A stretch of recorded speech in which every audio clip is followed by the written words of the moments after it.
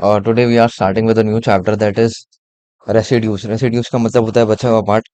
तो ये चैप्टर का भी बचा हुआ पार्ट है। अच्छा, इसका वेटेज देख लो आप। इसमें दो टाइप से, एक है कैलकुलेशन ऑफ रेसिड्यूस एंड एक है कॉची रेसिड्यू थ्योरम। ओके, सो ये फर्स्ट वाला टाइप तो रेयरली आता है कभी एग्जाम में, खास करके कॉम्स आईटी ब्रांच को। बट ये सेकंड वाला टाइप जो है ना, रेसिड्यू थ्योरम, ये आता है एग्जाम में आपको, ठीक है। कभी 6 मार्क्स का, कभी 8 मार्क्स का। ओके, और बाकी ब्रांचेस भी अपना वेटेज देख सकते हैं। चलो, क्वेश्चन क्वेश्चन नंबर 1 करने से पहले यहाँ पे कुछ चीजें लिखी गई है, बट ये सब मैं नहीं पढ़ूंगा। जब मैं प्रॉब्लम करूंगा ना, तब आपको एक्सप्लेन करूंगा ये सब होता क्या है, ठीक है। चलो, ये सिंगुलैरिटी क्या होती है, आइसोलेटेड सिंगुलैरिटी क्या होती है, एसेंशियल आइसोलेटेड सिंगुलैरिटी क्या होती है, ये सब आगे देखेंगे, ठीक है?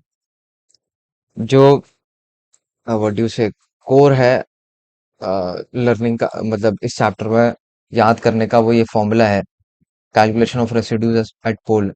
एक होता है residue of a simple pole, जिसका फॉर्मूला होता है residue of F of Z at. ये आपको नहीं समझेगा अभी, तो आप बोलेंगे क्या है Z equals to Z not, limit Z tends to Z not, Z minus Z not, ये सब क्या है भाई।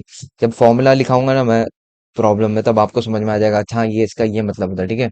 तभी बस आप ऐसे ही देखो कि रेसिड्यू दो टाइप ऑफ पोल होते हैं, एक सिंपल पोल होते हैं, एक ऑर्डर ऑफ एम पोल होते हैं, ठीक है। ये इसका मतलब क्या होता है, residue of a pole of order M, ये भी आगे देखेंगे, ठीक है। तो पहले सिंपल पोल का आप फॉर्मूला देख लो। Residue of F of Z at Z equals to Z not, where limits Z tends to Z not is Z minus Z not into F of Z, ठीक है। इसको जब प्रॉब्लम में लेंगे ना, तो आपको समझ में आ जाएगा, अच्छा ये इसका मतलब ये होता है फॉर्मूले का, ठीक है। एक और पोल होता है ऑफ ऑर्डर एम। तो इसका फॉर्मूला क्या होता है, इसका फॉर्मूला आता है 1/m-1 factorial limits z tends to z not D raise to m-1 D Z raise to m-1 और ब्रैकेट में z minus Z not whole raise to m into F of Z, ठीक है। तो ये भी नहीं समझेगा आपको, आपको जब मैं प्रॉब्लम कराऊंगा तब समझेगा, ठीक है। तो अभी बस याद रख लो भाई, इसको ऐसे याद रखते हैं, बिकॉज याद तो करना ही है आपको, ठीक है। लॉजिक समझ में आया नहीं समझ में आया, ठीक है। चलो, क्वेश्चन नंबर 1 करते हैं। बहुत इजी प्रॉब्लम्स होते हैं उसके, अगर एग्जाम में आ गया तो आपको 6 मार्क्स 8 मार्क्स इजीली मिल सकता है। तो क्वेश्चन ऐसा आता है, determine the pole of the function. आपको पोल डिटरमाइन करने बोला है फंक्शन का, फंक्शन गिवन है, okay. And also find the residue at each pole, ठीक है। तो पोल डिटरमाइन करना है, और ईच पोल पे, हर पोल पे अपने को रेसिड्यू फाइंड करना है। तो रेसिड्यू कैसे फाइंड करते हैं, लेट अस सी। चलो, अच्छा ये पोल क्या होता है, तो उसके बारे में डिस्कशन कर लेता हूँ मैं पहले तो, बिकॉज आप बोलेंगे पोल क्या होता है। Actually pole is nothing but, यहाँ पे लिख देता हूँ मैं, पोल, पोल, और इसको हम सिंगुलैरिटी भी बोलते हैं, ठीक है। पोल और सिंगुलैरिटी। पहला अपन ने वो पढ़ा कॉम्प्लेक्स लाइन इंटीग्रेशन, सेकंड अपन पढ़ा वो थ्योरम, कॉचीज थ्योरम, थर्ड पढ़ा टेलर्स एंड लॉरेंस, और ये चौथा रेसिड्यूस। तो उसी का कंटिन्यूएशन है वो, समझ रहे हो, ऐसा। तो मैं आपको बता रहा था पोल और सिंगुलैरिटी इज अ पॉइंट, ये अभी नहीं समझेगा, स्टार्टिंग में नहीं समझता ये, बट एक आधा प्रॉब्लम करोगे ना तो समझ जाएगा आपको। पोल और singularity is a point eight which eight which F of Z doesn't exist. तो सिंपल सा डेफिनेशन है पोल और सिंगुलैरिटी का। पोल या सिंगुलैरिटी एक ऐसा पॉइंट होता है जहां पे हमारा एफ ऑफ जेड एग्जिस्ट नहीं करता, ठीक है। तो लेट अस सी अब एफ ऑफ ये जो पोल है उसको फाइंड कैसे करेंगे, ठीक है। चलो, बिकॉज यहाँ पे पहले ही हमारा जो क्वेश्चन है वो है determine the pole of the function. देखते हैं इसको कैसे करेंगे। तो यहाँ पे मैं लिख देता हूँ अभी, हाँ फंक्शन को कॉपी करूंगा मैं, बहुत इजी प्रॉब्लम है, टेंशन मत लो। बस वो फॉर्मूला थोड़ा सा डेंजर दिख रहा होगा, बाकी है प्रॉब्लम इजी, ठीक है। F of Z equals to Z square upon जेड-1 का होल स्क्वायर इंटू जेड+2। जैसे उसमें एफ ऑफ जेड। अब आपको ना पोल निकालने के लिए आपको लिखना पड़ता है पोल या सिंगुलैरिटी, हम सिंगुलैरिटी वर्ड यूज करेंगे, दोनों इंटरचेंजेबली यूज होता है। तो कोई भी आप नाम ले सकते हो उसका, ठीक है। तो मैं लूंगा फॉर सिंगुलैरिटी। आपको क्या करना होता है सिंगुलैरिटी या फिर पोल के लिए, जो डिनोमिनेटर है उसको जीरो पुट करना होता है। तो लिखेंगे पुट, उसको डिनोमिनेटर को जीरो से इक्वेट करना होता है ना। अब इसमें अगर अपन ने जीरो से इक्वेट करे तो जेड-1 का होल स्क्वायर भी जीरो के इक्वल होगा। तो उसमें जेड की वैल्यू क्या हो जाएगी, जेड की वैल्यू हो जाएगी 1,1 है ना, दो वैल्यू जाएगी यहाँ पे, बिकॉज यहाँ पे सिंस स्क्वायर है ना, स्क्वायर है, तो दो वैल्यूज आएंगी इसकी, ठीक है। और अगर क्यूब होता तो क्यूब होता तो तीन वैल्यू आती। ये आपको समझता है ना, जैसे z-1 का whole square equals to zero है, तो एक काम करो स्क्वायर रूट ले लो बोथ द साइड, तो z-1 हो जाएगा और ये इक्वल्स टू जीरो हो जाएगा, बिकॉज जीरो का स्क्वायर रूट तो जीरो ही होगा। तो हमारा z का वैल्यू क्या आया, z का इक्वेशन आया one, z equals to one आया, बट एक बार वन नहीं, दो बार वन, बिकॉज ये क्वाड्रेटिक इक्वेशन था ना, इसको ओपन करेंगे तो क्वाड्रेटिक इक्वेशन आएगा। z का हाईएस्ट पावर टू रहेगा, तो जितना हाईएस्ट पावर ऑफ z है उतने ही हमारे रूट्स आएंगे। अगर ये ऐसा रहता z-1 का होल रेस टू थ्री, तो z का तीन वैल्यू आता, one comma one comma one. पहले आप जीरो से इक्वेट करोगे इसको, पहले आप z-1 को जीरो से इक्वेट करोगे, फिर z का वैल्यू निकालोगे, आप देखेंगे पावर क्या आती है, z की हाईएस्ट पावर, इसको ओपन करेंगे तो z की हाईएस्ट पावर थ्री बनेगी, तो इसमें तीन रूट्स आएंगे, अगर फोर होगा तो फोर, ठीक है चलो ना। तो इसके लिए अपनी z की value one comma one I, and for this z की वैल्यू आएगी -2, है ना, z+2 के लिए। तो ये जो है ना, ये हमारे पॉइंट्स है जहाँ पे f of z doesn't exist. इसका मतलब क्या हुआ, देखो अगर आप ना इस पूरे फंक्शन में z का वैल्यू वन पुट करोगे ना, तो डिनोमिनेटर जीरो हो जाएगा। और अपने को पता है कोई भी फंक्शन कब एग्जिस्ट नहीं करता है, जब उसका डिनोमिनेटर जीरो हो। डिनोमिनेटर जीरो हो मतलब कि वो जो फंक्शन है वो इन्फिनिटी हो जाएगा। देखो अपन बोलते हैं ना 1/0, पहले इसमें लोअर स्टैंडर्ड्स में अपन ऐसा पढ़ते थे कि 1/0 जो है इन्फिनिटी होता है। फिर अपन जो जैसे अपने हायर स्टैंडर्ड्स में आते हैं तो फिर बोलते हैं भाई 1/0 डजेंट एग्जिस्ट होता है, मतलब एग्जिस्ट ही नहीं करता है। तो कोई भी फंक्शन कब एग्जिस्ट नहीं करता है, जब आपका डिनोमिनेटर जीरो हो जावे। और to get this denominator to be zero, यहाँ पे अगर z का वैल्यू वन पुट कर रहे हैं तो ये जीरो हो जाएगा। मतलब कि ये z इक्वल्स टू वन एक ऐसा पॉइंट है जहाँ पे हमारा f ऑफ z एग्जिस्ट नहीं करेगा। और वैसे ही -2 भी, अगर मैं -2 पुट करूंगा ना यहाँ पे, तो ये अगेन जीरो हो जाएगा ना, ये जीरो इंटू जीरो जीरो हो जाएगा, तो आपका वापस से डिनोमिनेटर जीरो हो जाएगा। तो अगेन ये f ऑफ z एग्जिस्ट नहीं करेगा। इन दोनों पॉइंट्स के अलावा कोई भी ऐसे पॉइंट्स नहीं है जहाँ पे आपका f ऑफ z एग्जिस्ट नहीं करेगा। जैसे वन और -2 के अलावा जो भी पॉइंट लोगे तब एग्जिस्ट करेगा, लेकिन वन और -2 के लिए एग्जिस्ट नहीं करेगा। तो यही ऐसे ये जो पॉइंट्स रहते हैं, इनको ही हम बोलते हैं पोल्स या सिंगुलैरिटी, ठीक है ऐसा। तो कभी आपको पूछा कि सिंगुलैरिटी या पोल्स क्या होता है, तो आप बोल देना भाई वो ऐसे पॉइंट्स होते हैं जहां पे हमारा एफ ऑफ जेड एग्जिस्ट नहीं करता है, ठीक है चलो। अब आपको क्या करना होता है, मतलब मैं इन पोल्स का नेचर लिखना होता है। नेचर लिखना बहुत सिंपल होता है। हमारे पास दो पोल्स है, एक z इक्वल्स टू वन है, एक z इक्वल्स टू -2 है। तो यहाँ पे लिखना है आपको 10 z equals to one is a pole, is a pole, is a pole of of order order two, ठीक है। And z equals to -2 is a simple pole. इसका मतलब क्या होता है, लेट सी, एक सेकेंड।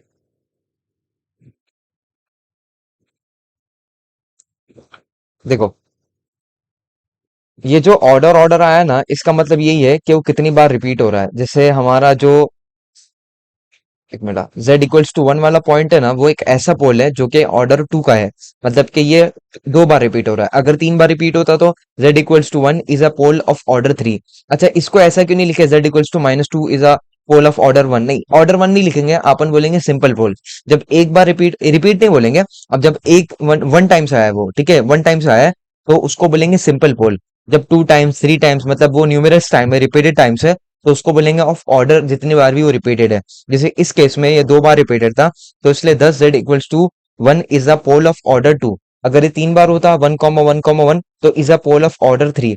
अच्छा, वो एक मतलब वन टाइम्स ही है, ठीक है, वन टाइम्स रिपीटेड मत बोलो वरना आप कंफ्यूज हो जाओगे। अगर वो एक ही है, सिंगल वैल्यू है उसका, मतलब जैसे यहाँ पे सिर्फ -2 है, तो उसको बोलेंगे सिंपल पोल। जो एक बार आता है उसको बोलते हैं सिंपल, और जो न्यूमेरस टाइम्स आता है उनको जितनी बार भी रिपीट होगा उतने ऑर्डर में डाल देने का, ठीक है ऐसा। तो ऑर्डर का मतलब यहाँ पे यही है, number of times repeated, number of times one is repeated. तो दो बार रिपीटेड था इसलिए ऑर्डर टू। सो अपन ने क्या किया, सिंगुलैरिटी फाइंड की। सिंगुलैरिटी के बाद अपन ने नेचर लिखा पोल का, एक था ऑर्डर टू का और एक था सिंपल पोल। अब आपको क्या करना होता है मालूम है, हर एक इंडिविजुअल पोल के लिए सॉल्व करना है। तो चाहिए तो आप पहले सिंपल पोल के लिए सॉल्व कर लो या फिर ऑर्डर टू के लिए सॉल्व कर लो। मैं एक काम करता हूँ, पहले सिंपल पोल के लिए सॉल्व कर लेता हूँ। कोई हार्ड एंड फास्ट रूल नहीं है, आप चाहिए तो पहले ऑर्डर टू के लिए भी सॉल्व कर सकते हो। तो आपको ऐसे लिखना होता है, residues residue of F of Z at simple pole, ठीक है, ये आपको लिखना होता है, residue of F of Z at simple pole. Formula क्या है भाई, ये जो फॉर्मूला मैंने लिखा था ना यहाँ पे स्टार्टिंग में, जो मैं आपको बोला था अभी नहीं समझेगा बट अभी समझेगा, ये वाला। देखो, रेसिड्यू ऑफ सिंपल पोल, मैंने ये लिखा residue of F of Z at, ये ठीक है लिखेंगे, limits Z tends to Z not Z minus Z not F of Z, तो ये वाला फॉर्मूला हम यूज करने वाले हैं बिकॉज ये सिंपल पोल का है, ठीक है चलो। तो फॉर्मूला क्या है, पहले तो मैं वो आपके लिए लिख लेता हूँ ताकि आपको याद भी हो जावे। Limits Z tends to Z not Z minus Z not F of Z, ठीक है चलो। तो ये लेफ्ट हैंड साइड में आर वन ही रहेगा। Limits tends to Z tends to, देखो जेड नॉट क्या है, Z not is nothing but ये जो जेड का वैल्यू है ना वही हमारा जेड नॉट है, तो यहाँ पे हम सिंपल पोल के लिए सॉल्व कर रहे हैं और सिंपल पोल के लिए हमारा जेड का वैल्यू क्या है, -2, तो ये जेड टेंस टू -2 हो जाएगा, ठीक है। जेड माइनस जेड नॉट क्या हो जाएगा, Z minus Z not Z plus two हो जाएगा ना। देखो जेड नॉट मैंने आपको बताया क्या है भाई, -2 है, तो यहाँ पे -2 रखेंगे तो ये +2 हो जाएगा ना ऐसा। बेसिकली ये होता है, ये जो फैक्टर है ना ये होता है हमारा जेड माइनस जेड नॉट, तो ये हो जाएगा Z+2, ठीक है ना। What was F of Z, F of Z ये था ना, इसको मैं कॉपी कर लेता हूँ।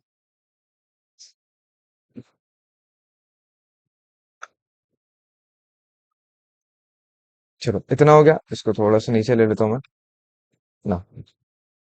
अब क्या करना होता है भाई, तो थोड़ा सिंप्लीफिकेशन करना होता है। सिंप्लीफिकेशन कैसे करेंगे, देखो ये जो Z+2 है और जो डिनोमिनेटर में Z+2 है, ये दोनों कैंसिल हो सकते हैं आपस में, तो ये दोनों को कैंसिल कर दो। नेक्स्ट अब क्या करना है आपको, आपको ना अभी इसका जो ये लिमिट Z टेंड्स टू -2 का, एक काम करता हूँ, पहले लिख देता हूँ मैं, फिर आपको एक्सप्लेन करता हूँ। ये जेड स्क्वायर है और डिनोमिनेटर में Z-1 का होल स्क्वायर है। तो एक्चुअली लिमिट्स क्या मतलब लिमिट्स ये डिटरमाइन ये आइडेंटिफाई करवाती है कि भाई आपको जो है -2 का वैल्यू जेड में, जेड के प्लेस में पुट करना है। तो आप बोलेंगे दानी भाई यहाँ पे क्यों नहीं पुट करे, फिर यहाँ पे एक्चुअली इसलिए नहीं पुट करे बिकॉज अगर यहाँ पे पुट करते ना तो ये -2 + 2 0 हो जाता और ये -2 + 2 0 अगेन 0 हो जाता, तो मतलब कि ये अगेन वो डजेंट एग्जिस्ट वाला केस हो जाता। तो आपको क्या करना होता है, पहले सिंप्लीफाई करना होता है, पहले जो लाइक टर्म्स है उनको कैंसिल कर देना, फिर जब वो सिंप्लीफाई हो जावे तब उसके बाद आपको जो है ये z टेंड्स टू -2 का मतलब बेसिकली z का वैल्यू -2 पुट करना होता है, वही फंक्शन में आपके जो फंक्शन रिमेनिंग हो चुका है। जैसे यहाँ पे Z² अपॉन Z-1 का होल स्क्वायर बचा हुआ है ना, तो इस फंक्शन में आपको z के प्लेस पे -2 पुट करना है। तो पहले सिंप्लीफाई करने का है, जो कैंसिल आंसर हो रहा है उसको कैंसिल करने का है, फिर आपको z का वैल्यू पुट करना है, ठीक है चलो। तो लिमिट सिर्फ फंक्शन को सिंप्लीफाई होने के बाद आप z का वैल्यू पुट करो, ठीक है ऐसा, और कुछ काम नहीं है लिमिट्स का। तो यहाँ पे हम z के प्लेस पे -2 पुट करेंगे, तो ये हो जाएगा -2 का होल स्क्वायर अपॉन डिनोमिनेटर में ये हो जाएगा -2 -1 का होल स्क्वायर, ठीक है चलो। इसको सॉल्व कर लेते हैं, ये हो जाएगा 4 और डिनोमिनेटर में -3 का स्क्वायर करे तो 9, ठीक है चलो। तो ये हमारा R1 का आंसर आ गया। R1 का आंसर क्या आया हमारा, R1 का आंसर आया 4/9, ये हमारा सिंपल पोल का रेसिड्यू आ चुका है। तो बहुत सिंपल होता है। और फिर अभी अपने को सॉल्व करना है ऑर्डर 2 के लिए, ठीक है। तो यहाँ पे मैं लिखूंगा रेसिड्यू, रेसिड्यू पहले मैं जनरलाइज फॉर्मूला लिखूंगा, फिर उसके बाद जो हमारा जो फंक्शन है उसके अकॉर्डिंग कस्टमाइज करेंगे उसके, ठीक है। अभी अपने को फाइंड करना है residue of F of Z at pole of order M, ठीक है। अब इसके लिए कैसे फाइंड करेंगे लेटेस्ट सी, तो पहले तो जो फॉर्मूला है वो मैं लिख लेता हूँ यहाँ पे। R two equals to 1/m-1 factorial limits z tends to z not, ठीक है। फिर ब्रैकेट में d⁻m-1 upon dz⁻m-1 z-z not whole raise to m f of z bracket close, ठीक है। ये जनरलाइज फॉर्मूला है। अब अकॉर्डिंग टू आवर प्रॉब्लम इसको कस्टमाइज करते हैं। हमारा m क्या था, m ये जो ऑर्डर होता है ना वही होता है, तो इसका ऑर्डर क्या था 2, तो वही हमारा m है, ठीक है। तो ये हो जाएगा 1/2 - 1 फैक्टोरियल कर रहे तो ये हो जाएगा 1 फैक्टोरियल। अच्छा, इसमें जेड नॉट क्या है भाई, इसका जेड नॉट क्या है भाई, इसका जेड नॉट है, इसका जेड नॉट है 1, ठीक है। ये जगह z टेंड्स टू 1, ठीक है। और फिर d⁻², अब देखो यहाँ पे n m के प्लेस पर 2 पुट करेंगे तो d⁻²-2 - 1 दैट इज d हो जाएगा सिर्फ, है ना ये, और डिनोमिनेटर में dz हो जाएगा सिर्फ। अच्छा, z - z नॉट हो जाएगा z-1, है ना, z-1 हो जाएगा ये। और z नॉट का जो वैल्यू है मैंने आपको बताया 1 है, तो इसके प्लेस पे 1 पुट करेंगे तो z-1 हो जाएगा। और होल रेस टू m है तो यहाँ पे स्क्वायर हो जाएगा इसका। और एफ ऑफ जेड क्या था हमारा, z² अपॉन डिनोमिनेटर में क्या था, z-1 था, हाँ z-1 का होल स्क्वायर इंटू z+2 था, ठीक है। चलो, अब आपको ना देखो अगेन, ये z minus one whole square वाला टर्म और ये numerator z minus one whole square वाला टर्म, ये दोनों कैंसिल हो जाएंगे आपस में। तो लेट अस सी आगे क्या बचेगा। Limits z tends to one, bracket में d upon D Z, Z square upon Z plus two remains. तो एक्चुअली ये जो फॉर्मूला है ना, इस तरीके से डिजाइन किया गया है कि उसके रिस्पेक्टिव टर्म कैंसिल ही हो जाता है। जैसे इस केस में z माइनस वन का होल स्क्वायर कैंसिल हो गया, इससे पहले कौन सा टर्म कैंसिल हो गया, z प्लस टू कैंसिल हो गया। तो कैंसिल ही हो जाता है, आपको आपको इतना करने की जरूरत नहीं कि यार ये जीरो होगा अगेन, नहीं वो सब चेक नहीं करना है, ठीक है। एक बार कैंसिल हो गया फिर आप सब्स्टिट्यूट कर सकते हो, बट इस केस में अपन सब्स्टिट्यूट नहीं कर सकते, पहले we have to derivate it first. तो इसको डेरिवेट करेंगे, ठीक है चलो।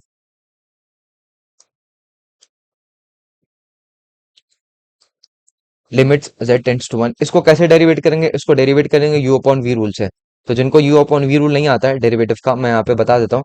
u upon v rule, u upon v rule ये होता था कि आपको v को एज इट इज ऐसे ही लिखना है, u डैश करना है माइनस u को एज इट इज ऐसे ही लिखना है, v डैश करना है अपॉन डिनोमिनेटर में v का स्क्वायर करना है, ठीक है चलो। तो यहाँ पे भी उसी के हिसाब से इसको डेरिवेट करेंगे। तो यहाँ पे u जो है z plus two as it is ऐसे ही रहेगा न्यूमिनेटर में, और डेरिवेटिव होगा न्यूमिनेटर का टू जेड, जेड स्क्वायर का डेरिवेटिव जो है टू जेड हो जाएगा। उसके बाद माइनस, अब जेड स्क्वायर को एज इट इज ऐसे ही रखेंगे, और जेड प्लस टू का डेरिवेटिव करेंगे तो जेड का तो हो जाएगा वन और टू का हो जाएगा जीरो, ठीक है। डिनोमिनेटर में ये हो जाएगा जेड प्लस टू का होल स्क्वायर, ठीक है ना। अब आप इसका जेड का जो वैल्यू है पुट कर सकते हो, दैट इज वन। कुछ मल्टीप्लाई मल्टीप्लाई करने की जरूरत नहीं है, डायरेक्ट पुट कर दो। तो ये हो जाएगा, है ना, ये हो जाएगा one plus two into two minus, ये हो जाएगा one plus two into two, हाँ, ये हो जाएगा वन स्क्वायर इंटू वन, और डिनोमिनेटर में वन प्लस टू का होल स्क्वायर, ठीक है। नेक्स्ट स्टेप में व्हाट वी कैन डू, इसको थोड़ा सिंप्लीफाई कर सकते हैं। देखो ये क्या हो जाएगा, ये थ्री इंटू सिक्स हो रहा है ना, ये three into six, six minus one is five, five और डिनोमिनेटर में थ्री का स्क्वायर करे तो नाइन। तो हमारा आर टू क्या आ गया, आर टू आ गया फाइव अपॉन नाइन। बस। तो पहले पोल के लिए जो हमारा सिंपल पोल था उसके लिए आंसर आया फोर अपॉन नाइन, एंड जो हमारा ऑर्डर एम वाला पोल था उसके लिए आया फाइव अपॉन नाइन, ठीक है। तो थोड़ा समराइज करा देता हूँ, बिकॉज ये ऑल दो एकदम व्हाट यू से, हाँ, एक न्यू टाइप ऑफ क्वेश्चंस है। इससे पहले आपको ऐसे क्वेश्चंस नहीं आए थे, बिकॉज चैप्टर ही नहीं है तो ऑफकोर्स क्वेश्चंस भी नहीं होंगे। आपको करना क्या होता है इसमें मालूम है, पहले तो आपको पोल फाइंड करना होता है। पोल या सिंगुलैरिटी इंटरचेंजेबल वर्ड्स है, वो आपस में यूज होते रहते हैं, तो अपन सिंगुलैरिटी बोलेंगे। सिंगुलैरिटी के लिए आपको क्या करना है, जो डिनोमिनेटर वाला पार्ट है उसको जीरो पुट कर देना है। अच्छा, कभी कभी डिनोमिनेटर नहीं रहता है तो उस केस में क्या करेंगे वो आगे देखेंगे, ठीक है। तो डिनोमिनेटर को पुट करें, z की वैल्यूज निकालें। अब यहाँ पे दो तरीके के आपको पोल मिलेंगे, एक तो सिंपल पोल और एक समथिंग सम ऑर्डर ऑफ। तो यहाँ पे हमको दो तरीके के पोल मिले, एक z इक्वल्स टू वन जो कि था ऑर्डर टू वाला पोल, और एक z equals to minus two जो कि था सिंपल पोल, ठीक है। कैसे डिसाइड करेंगे, ये ऑफ ऑर्डर टू है ऑर्डर थ्री है, वो जितनी बार भी रिपीट होगा वो ऑर्डर हो जाएगा, ठीक है। हाँ, लेकिन इसको आप ऑर्डर वन नहीं बोलेंगे, इसको हम सिंपल पोल बोलेंगे, ठीक है चलो। अब आपको करना आपकी मर्जी है, ये तो आप पहले सिंपल पोल के लिए सॉल्व करो, चाहिए तो आप पहले ऑर्डर टू के लिए सॉल्व करो। तो हमने क्या लिखा, हमने लिखा पहले residue of F of Z at simple pole. तो पहले हम सिंपल पोल के लिए रेसिड्यू निकाल लें। तो रेसिड्यू निकालने के लिए आपको आर वन लेना, बिकॉज यहाँ पे दो पोल की बात हो रही है तो इसलिए आर वन, ठीक है। इसका फॉर्मूला क्या होगा, limits Z tends to Z not, Z minus Z not F of Z. ये आपको दो से तीन प्रॉब्लम के बाद याद ही हो जाएगा, you don't even have to remember it, खुद से याद हो जाएगा। चलो नेक्स्ट अब जेड नॉट का वैल्यू क्या होता है, ये जो जेड का वैल्यू है ना वही हमारा जेड नॉट का वैल्यू है, that is minus two. Because हम सॉल्व कर रहे हैं माइनस टू के लिए ना, तो यहाँ पे माइनस टू आ जाएगा। तो z माइनस जेड नॉट क्या हो जाएगा, z प्लस टू हो जाएगा, और एफ ऑफ जेड जो हमारा क्वेश्चन में था। अब देखो फॉर्मूला इस तरीके से डिजाइन किया गया है कि आपके जो सिमिलर टर्म्स वो कैंसिल ही हो जाएगा आपस में। तो यहाँ पे जेड प्लस टू कैंसिल हो गया, बेसिकली वो टर्म्स कैंसिल हो जाएंगे जो आपके फंक्शन को डजेंट एग्जिस्ट बना रहे थे। जैसे ये वाला फंक्शन डजेंट एग्जिस्ट बना रहा था ना, बिकॉज अगर हम यहीं पे इस केस में इसी ये फंक्शन में अगर z का वैल्यू माइनस टू पुट करेंगे तो ये तो इन्फिनिटी हो जाएगा, बट ये कैंसिल हो जाएगा, वो बनने नहीं देगा, ठीक है। अब ये वाला जो फंक्शन है इसमें अगर आप माइनस टू पुट करेंगे तो कोई दिक्कत नहीं आएगी। पुट करने के बाद वी गॉट दिस आंसर। फिर सेम अपन ने अप्रोच यूज किया for pole of order M, but यहाँ पे अगेन फॉर्मूला डिफरेंट है। फॉर्मूला क्या है, one upon M minus one factorial limits z tends to Z not, D raise to M minus one upon D Z raise to M minus one Z minus Z not whole raise to M F of Z. ठीक है ना, according to our problem हमारा M to था, तो to minus one का factorial one factorial. अच्छा, यहाँ पे हमारा जेड नॉट वन था, तो यहाँ पे वन आया, एंड बाकी भी देख सकते हो आप। ठीक है, चलो फिर अगेन ये लाइक टर्म्स जो है कैंसिल हो जाएंगे, और डेरिवेटिव करना है आपको किसका, Z square upon Z plus two का। इसको हमने डेरिवेटिव किया according to U upon V rule. आपको समझा होगा, जिसको नहीं समझा वो पूछ सकते हैं कैसे डेरिवेटिव हुआ। फिर we substituted our value Z का, दैट इज वन, और उसके बाद वी गॉट दिस आंसर। ठीक है, चलो चलो क्वेश्चन नंबर टू करते हैं। Question number two is find the poles and calculate the residues at them for F of Z. ठीक है, तो पोल्स निकालना है, पोल्स मतलब वही सिंगुलैरिटी, एंड उनके रेसिड्यूज निकालने हैं। ठीक है, तो सिंपल सा प्रॉब्लम है, इसमें कुछ आपको खास करना नहीं है इससे पहले वाले प्रॉब्लम की तरह। ठीक है, चलो तो यहाँ पे पहले तो मैं एफ ऑफ जेड कॉपी कर लेता हूँ। My F of Z is Z upon Z minus one into Z plus two का होल स्क्वायर। ठीक है, चलो तो सिंगुलैरिटी या फिर पोल कैसे कैलकुलेट करते हैं, हम लिखते हैं फॉर सिंगुलैरिटी या फिर for poles put put Z minus one into Z plus two का whole square equals to zero. ठीक है, चलो तो एक जेड का वैल्यू वन हो जाएगा ना, जेड माइनस वन के लिए जेड का वैल्यू वन हो जाएगा, और जेड प्लस टू का होल स्क्वायर के लिए देखो कैसे बनेगा। ये जेड प्लस टू का होल स्क्वायर है ना, जेड प्लस टू का होल स्क्वायर है इक्वल्स टू जीरो। अब स्क्वायर रूट ले लो बोथ द साइड, तो z plus two equals to zero हो जाएगा, तो जेड इक्वल्स टू क्या हो जाएगा, माइनस टू। तो एक बार माइनस टू नहीं लिखना, दो बार माइनस टू लिखना है, बिकॉज ये क्वाड्रेटिक इक्वेशन था, तो इसके दो रूट्स आते हैं, बिकॉज इसको ओपन करोगे तो जेड स्क्वायर बनेगा, तो हाईएस्ट पार्ट टू है, तो दो रूट्स आएंगे। ठीक है, ऐसा।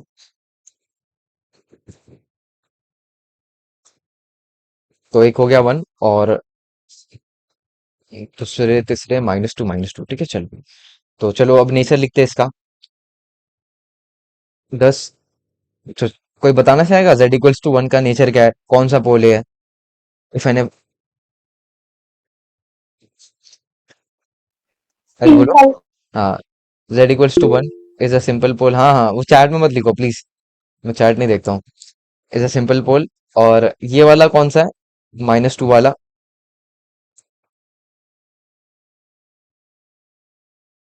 चलो मैं लिख देता हूँ, and z equals to minus two is a pole of order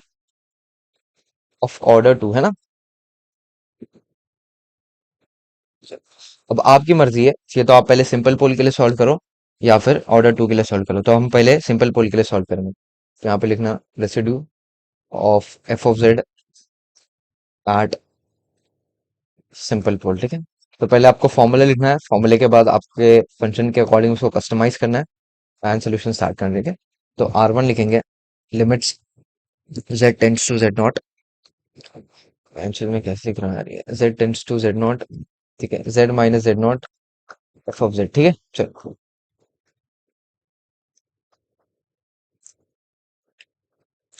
ये हो जाएगा लिमिट जेड टेंड्स टू, अभी हमारा जेड जेड नॉट क्या है, इन केस ऑफ सिंपल पोल हमारा जेड नॉट जो है वन है, तो यहाँ पे जेड टेंड्स टू वन आ जाएगा। ठीक है, और ये हो जाएगा जेड माइनस वन, और एफ ऑफ जेड जो है वो मैं कॉपी कर लेता हूँ यहाँ से।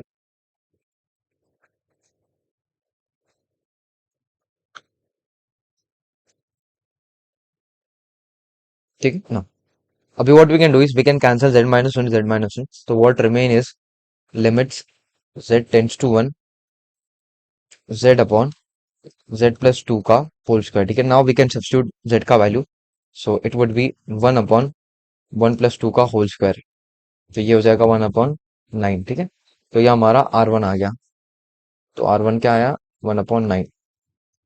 चलो नेक्स्ट अब we have to solve for order m, तो यहाँ पे लिखूंगा residue of pole, residue of pole बोल रहा है, residue of F of z, residue of F of Z at pole of order M. ठीक है, तो पहले आपको फॉर्मूला लिखना है, एंड देन उसके बाद प्रॉब्लम के हिसाब से उसको कस्टमाइज करना है। ठीक है, तो फॉर्मूला क्या था, फॉर्मूला बहुत सिंपल है, आपको याद हो जाएगा, one upon M minus one factorial. ठीक है, फिर इसमें क्या बोलते हैं, limits Z tends to Z not bracket में d raise to M minus one, ये उसकी तरह है, इससे पहले अपन ने उसमें किया था ना, वो थ्योरम कौन सा था यार, कॉचीज थ्योरम, कॉचीज फॉर्मूले में, ठीक है, वैसे ही कुछ। D raise to M minus one d Z raise to M minus one Z minus Z not whole raise to M F of z bracket close, ठीक है चलो।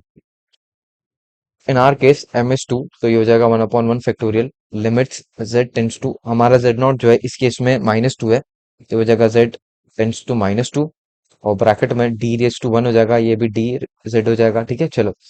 ये हो जाएगा जेड माइनस, अच्छा ये minus of minus two plus two हो जाएगा, और ये whole raise to two f of z क्या था भाई, एफ ऑफ जेड को पेस्ट कर देता हूँ ब्रैकेट क्लोज, ठीक है चलो। Now in this case z plus 2 का whole square and z plus 2 का whole square will cancel each other, so what remain is limits z tends to minus 2, so derivative करना पड़ेगा अपने को सिर्फ z upon z minus one का, ठीक है चलो।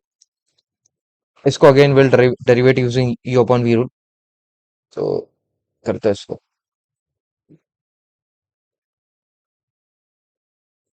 तो u u जो है पहले डेरिवेट होगा और v ऑलरेडी ऐसे ही रहेगा, u का डेरिवेटिव करेगा तो वन हो जाएगा माइनस, ठीक है। फिर u को हम ऑलरेडी ऐसे लिखेंगे, और फिर v का डेरिवेटिव करेंगे, z माइनस वन का डेरिवेटिव करेंगे, तो z का हो जाएगा वन, और वन का हो जाएगा जीरो, ठीक है। डिनोमिनेटर में इसका होल स्क्वायर हो जाएगा, ठीक है ना। Next up we have to substitute z का वैल्यू माइनस टू, अगर माइनस टू सब्स्टिट्यूट करें तो ये हो जाएगा minus two minus one into one, और ये हो जाएगा माइनस टू इंटू वन, ठीक है चलो। एंड डिनोमिनेटर में ये हो जाएगा माइनस टू माइनस वन का होल स्क्वायर, देखो ये माइनस थ्री हो रहा है और ये प्लस टू, तो minus three plus two is minus one, और डिनोमिनेटर में माइनस थ्री का स्क्वायर दैट इज नाइन, ठीक है। तो अभी अपने को आर टू भी आ गया, that is one upon nine. तो सिंपल सिंपल प्रॉब्लम्स है, आपको फॉर्मूला याद रखना है, सिंगुलैरिटी कैसे फाइंड करते हैं वो आपको पता रहनी चाहिए, और नेचर क्या होता है पोल का, अगर सिंगल टाइम एक ही बार है तो वो सिंपल पोल होगा, अगर वो रिपीटेड है मल्टीपल टाइम्स तो जितनी बार भी रिपीटेड होगा उसका आपको ऑर्डर दे देना है, ठीक है चलो।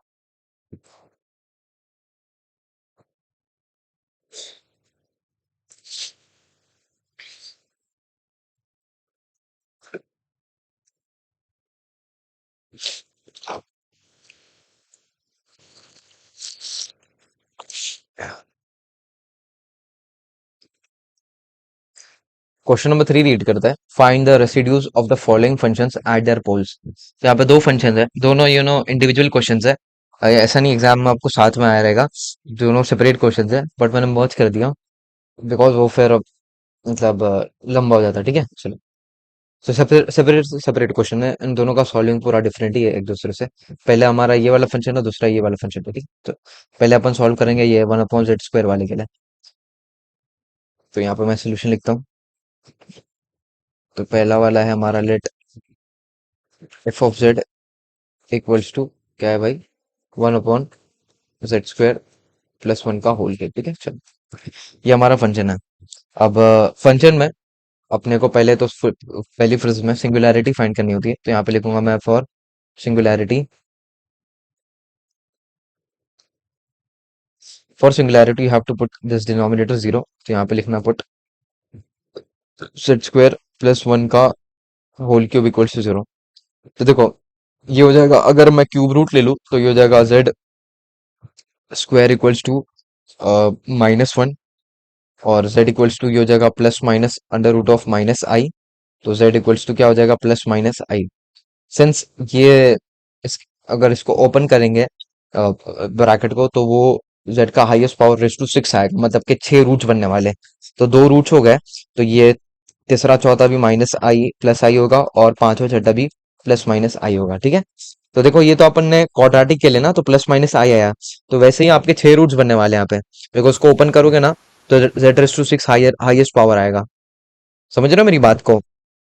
तो इसमें इसलिए यहाँ पे छह रूट्स बन रहा है, एक दो, ये प्लस प्लस और माइनस आई दो रूट्स है, ठीक है। फिर प्लस माइनस आई अगेन दो रूट्स, फिर ये अगेन दो रूट्स, तो टोटल क्यूमुलेट करे तो छह रूट्स हो रहे हैं ना ऐसा। इसको कुछ डाउट है इसमें ये कैसे आया प्लस माइनस आई, नहीं समझा अभी, अबे कुछ बोलो तो। हेलो हाँ बोलो ना। सर मेरी अरे दानिश भाई, मेरी बेसिक मैथ्स ही बहुत वीक है, मेरे को नहीं आता ये रूट्स वगैरह। अच्छा अच्छा, मैं बताता हूँ आपको कैसे करना होता है, ठीक है? अभी बंद कर लो तो माइक सीधे से। हाँ, देखो जेड स्क्वायर प्लस वन का whole cube equals to zero है ना, ठीक है? चलो, अब आपको क्या करना है, क्यूब रूट लेना है। क्यूब रूट लेने से क्या होगा मालूम है? यहाँ पे मैं समझो 1/3 से मल्टीप्लाई कर रहा हूँ पावर में, तो ये 3/3 हो जाएगा, जीरो में भी 1/3 हो जाएगा, ठीक है? तो देखो 3/3 कैंसिल होके क्या हो जाएगा, वन हो जाएगा, तो यहाँ पे जेड स्क्वायर प्लस वन बचेगा और राइट हैंड साइड में जीरो हो जाएगा ये, because zero raise to anything zero ही होता है, ठीक है? चलो, अब मैं क्या करता हूँ मालूम है, मैं ना प्लस वन को राइट हैंड साइड में लेता हूँ, तो ये हो जाएगा माइनस वन, ठीक है? अब जब भी स्क्वायर राइट हैंड साइड में आता है ना, तो प्लस माइनस बन के आता है। मतलब कि जैसे मैं बोलूँ आपको कि अगर आपका ए स्क्वायर जो है वो है फोर, तो पता है क्या हो जाएगा, ए हो जाएगा plus minus root of four. A होगा आपका प्लस माइनस टू, मतलब कि ए का वैल्यू टू भी होगा और ए का वैल्यू माइनस टू भी होगा। ऐसा क्यों होता है मालूम है? देखो, आपका ए का वैल्यू टू है, ठीक है? अगर उसको आप टू टाइम्स करोगे तो आपको फोर मिलेगा, है ना? अगर ए स्क्वायर को, मैं ए स्क्वायर को ऐसा लिखूं, ए इंटू ए, और ए के प्लेस में मैं टू इंटू टू लिखूं, तो ये फोर के इक्वल हो रहा है क्या? हाँ भाई, इक्वल हो रहा है। अच्छा, मैं अगर ए के प्लेस पे माइनस टू लिखूं, अगर इस प्लेस पे मैं माइनस टू लिखूं, यहाँ पे minus two into minus two क्या होता है? माइनस टू भाई, वो भी फोर होता है। तो मतलब कि जब आपका square root right hand side में शिफ्ट होता है तो प्लस माइनस बनता है।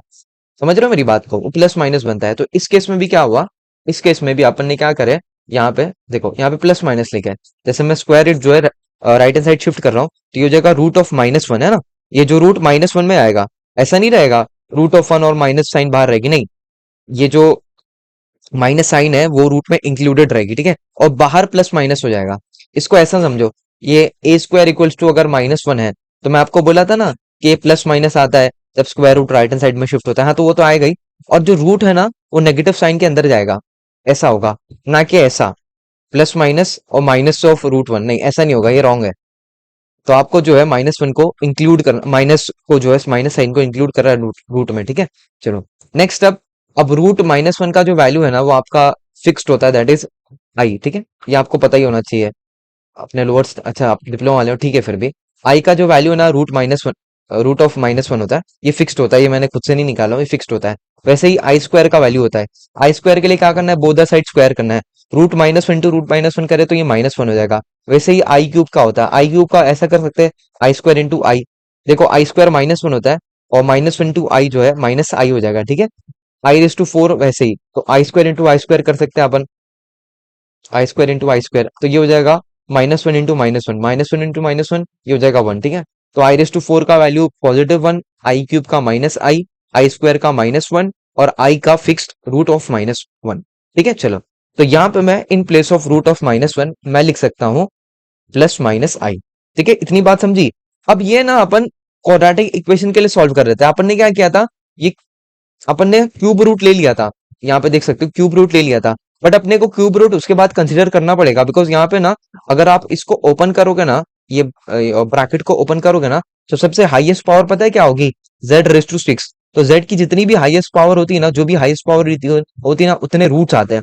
जैसे मैं बोलूँ आपको कि जेड माइनस वन का whole square equals to zero है, तो उसके कौन से दो रूट्स आएंगे? आप बोलेंगे दानी भाई z equals to one comma one. ये कैसा किया आपने? ये आपने z equals to one comma one कैसे बोला? मैंने आपको जो ट्रिक सिखाई थी उसके हिसाब से आपने पहले क्या किया, क्यूब रूट लिया बोथ द साइड। अगर क्यूब रूट लिया तो ये z minus one equals to zero हो गया, ठीक है? तो z का वैल्यू क्या आया, वन। तो सिर्फ वन नहीं लिखना है, वन कॉमा वन लिखना है। वाई? बिकॉज अगर आप इसको ओपन करोगे ना, तो z स्क्वायर आएगा पहला टर्म। तो z स्क्वायर आ रहा है, मतलब कि हाईएस्ट पावर टू है, तो उसके दो रूट्स होंगे। क्वाड्रेटिक इक्वेशन के दो रूट्स होते हैं। तो आप बोलेंगे दानी भाई, बट ये आपने ये ऐसा क्यों कर दिया z माइनस वन? ये तो अपन ने अपने सिर्फ सॉल्विंग पर्पज से लिया है। ये जो अपन ने z माइनस वन लिखा ना, इसका पावर वन कर दिया, ये सिर्फ अपन ने इसलिए किया ताकि अपन z का वैल्यू पता कर सके। अब जो भी z का वैल्यू आया, उसके हिसाब से जो भी रूट्स होंगे, जैसे फॉर एग्जांपल इसके दो रूट्स है, तो वन कॉमा वन। अगर ये क्यूब होता तो वन कॉमा वन। तो इस केस में क्या हुआ, इस केस में क्या हुआ, ये था जेड स्क्वायर, ये था जेड स्क्वायर और होल रेस टू थ्री था। तो मतलब कि पहला जो टर्म होने वाला है वो होने वाला है जेड रेस टू सिक्स। देखो, ये जेड माइनस वन का होल स्क्वायर है ना, तो पहला टर्म क्या होता है, मतलब जो भी इसका पावर है, जैसे जेड रेस टू वन है ना, तो उससे मल्टीप्लाई होता है ये। तो ये क्या हो जाएगा, वन इंटू टू, तो मतलब कि पहला पावर स्क्वायर हो गया। अगर ये होता जेड माइनस वन का होल क्यूब, तो पहला पावर क्या होता, इसका पावर वन है, तो वन इंटू थ्री, थ्री हो जाता है ये पहला पावर। तो वैसे ही यहाँ पे भी इसका पहला पावर टू है ना, जेड का पावर टू है, तो पहला पावर क्या होगा, two into three, that is six, तो मतलब कि जो हाईएस्ट पावर है वो 6 होने वाला है। समझ रहे हो मेरी बात को? अगर हाईएस्ट पावर 6 होने वाला है मतलब कि आपके जो रूट्स है वो 6 आएंगे। अच्छा 6 आएंगे तो बट यहाँ पे अपने को सिर्फ 2 मिले, प्लस माइनस आई। तो एक काम करना है, उसको ही आपको वापस से लिख देना है, प्लस माइनस आई 2 बार। अगर आप प्लस माइनस आई 2 बार लिखोगे तो आपके टोटल 6 रूट्स होंगे, हो जाएंगे। एक एक होंगे आई, आई कॉमा आई। देखो ये प्लस वाले सारे, और एक हो गए नेगेटिव वाले, माइनस आई माइनस आई माइनस आई। नहीं समझे अभी भी तुम? क्या बोलते हो बोलो? अभी समझ में आया आपको? हाँ हाँ समझा। नहीं समझा तुम्हारे को? थोड़ा थोड़ा समझा ना बाबा। अच्छा ठीक है ठीक है।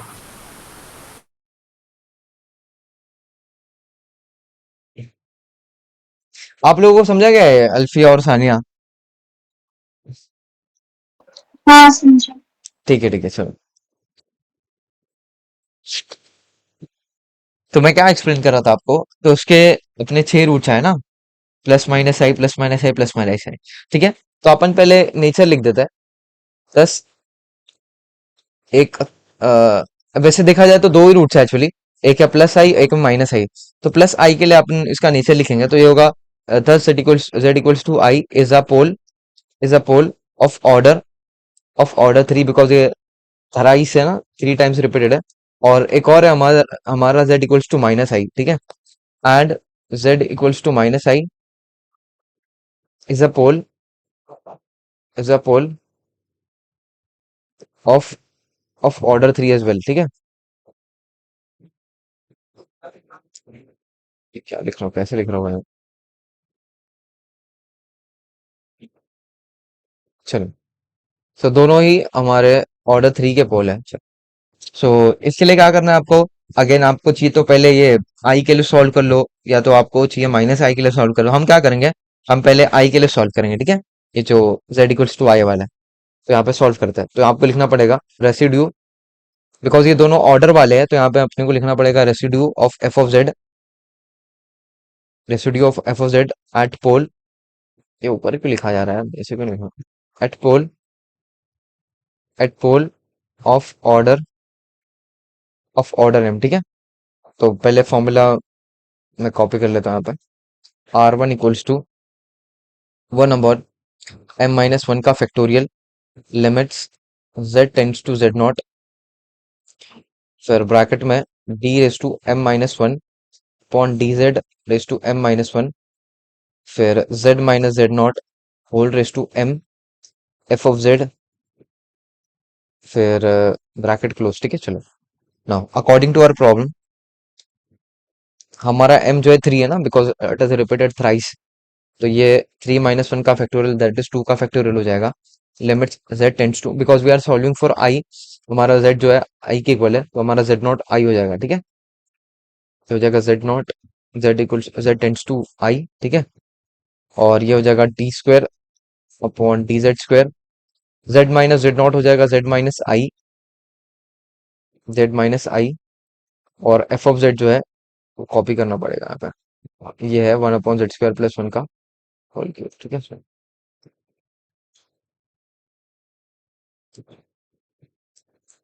हाँ, अभी आप देखोगे ना तो इसमें कुछ कैंसलेशन नहीं हो रही है भाई। तो भाई कैंसलेशन नहीं हो रही है तो क्या सीधा सीधा आई पुट कर दोगे क्या? नहीं, अभी आई भाई मत पुट। वहाँ पर z माइनस आई की वो रेस टू में पावर नहीं आई थी क्या? अच्छा स्क्वायर स्क्वायर, हाँ स्क्वायर आएगा बरोबर। अच्छा हाँ, वो स्क्वायर आएगा, मिस कर दिया मैंने। मैं आपको ये बोल रहा था कि क्यूब यहाँ आएगा स्क्वायर आएगा कि क्यूब आएगा? स्क्वायर आएगा, बिकॉज देखो यहाँ पे m जो है ना, अच्छा क्यूब आएगा, सॉरी सॉरी, ओ सॉरी सॉरी। हाँ ठीक है। वो मैं इसको एक्सप्लेन कर रहा था ना तो भूल देखने भूल गया। z-i होल रेस टू 3 आएगा, ठीक है। चलो, मैं आपको ये एक्सप्लेन कर रहा था, अभी और किसी को कुछ बोलना है तो बोल। मैं आपको ये बोल रहा था, अभी यहाँ पे देखो कुछ कैंसिल नहीं हो रहा है, बट वो पहली नजर में ऐसा लग रहा है कि कैंसिल नहीं हो रहा है, बट होगा कैंसिल। कैसे होगा कैंसिल पता है आपको? पहले तो एक फैक्टर्स का एक दो फॉर्मूले फैक्टर्स के पता रहना चाहिए। एक तो a² - b² का, ये किसी को पता है a² - b² को ऐसे फैक्टराइज करते हैं? Any one of you? अरे बोलो बे, a² - b² को कैसे फैक्टराइज करते हैं? अरे इसका फॉर्मूला होता था ना। नहीं यार, तुमको याद ही नहीं है कुछ। a + b a - b, अरे भाई ए स्क्वायर माइनस बी स्क्वायर को मैं इस तरीके से फैक्टराइज कर सकता हूँ ना, ए प्लस बी ए माइनस बी में।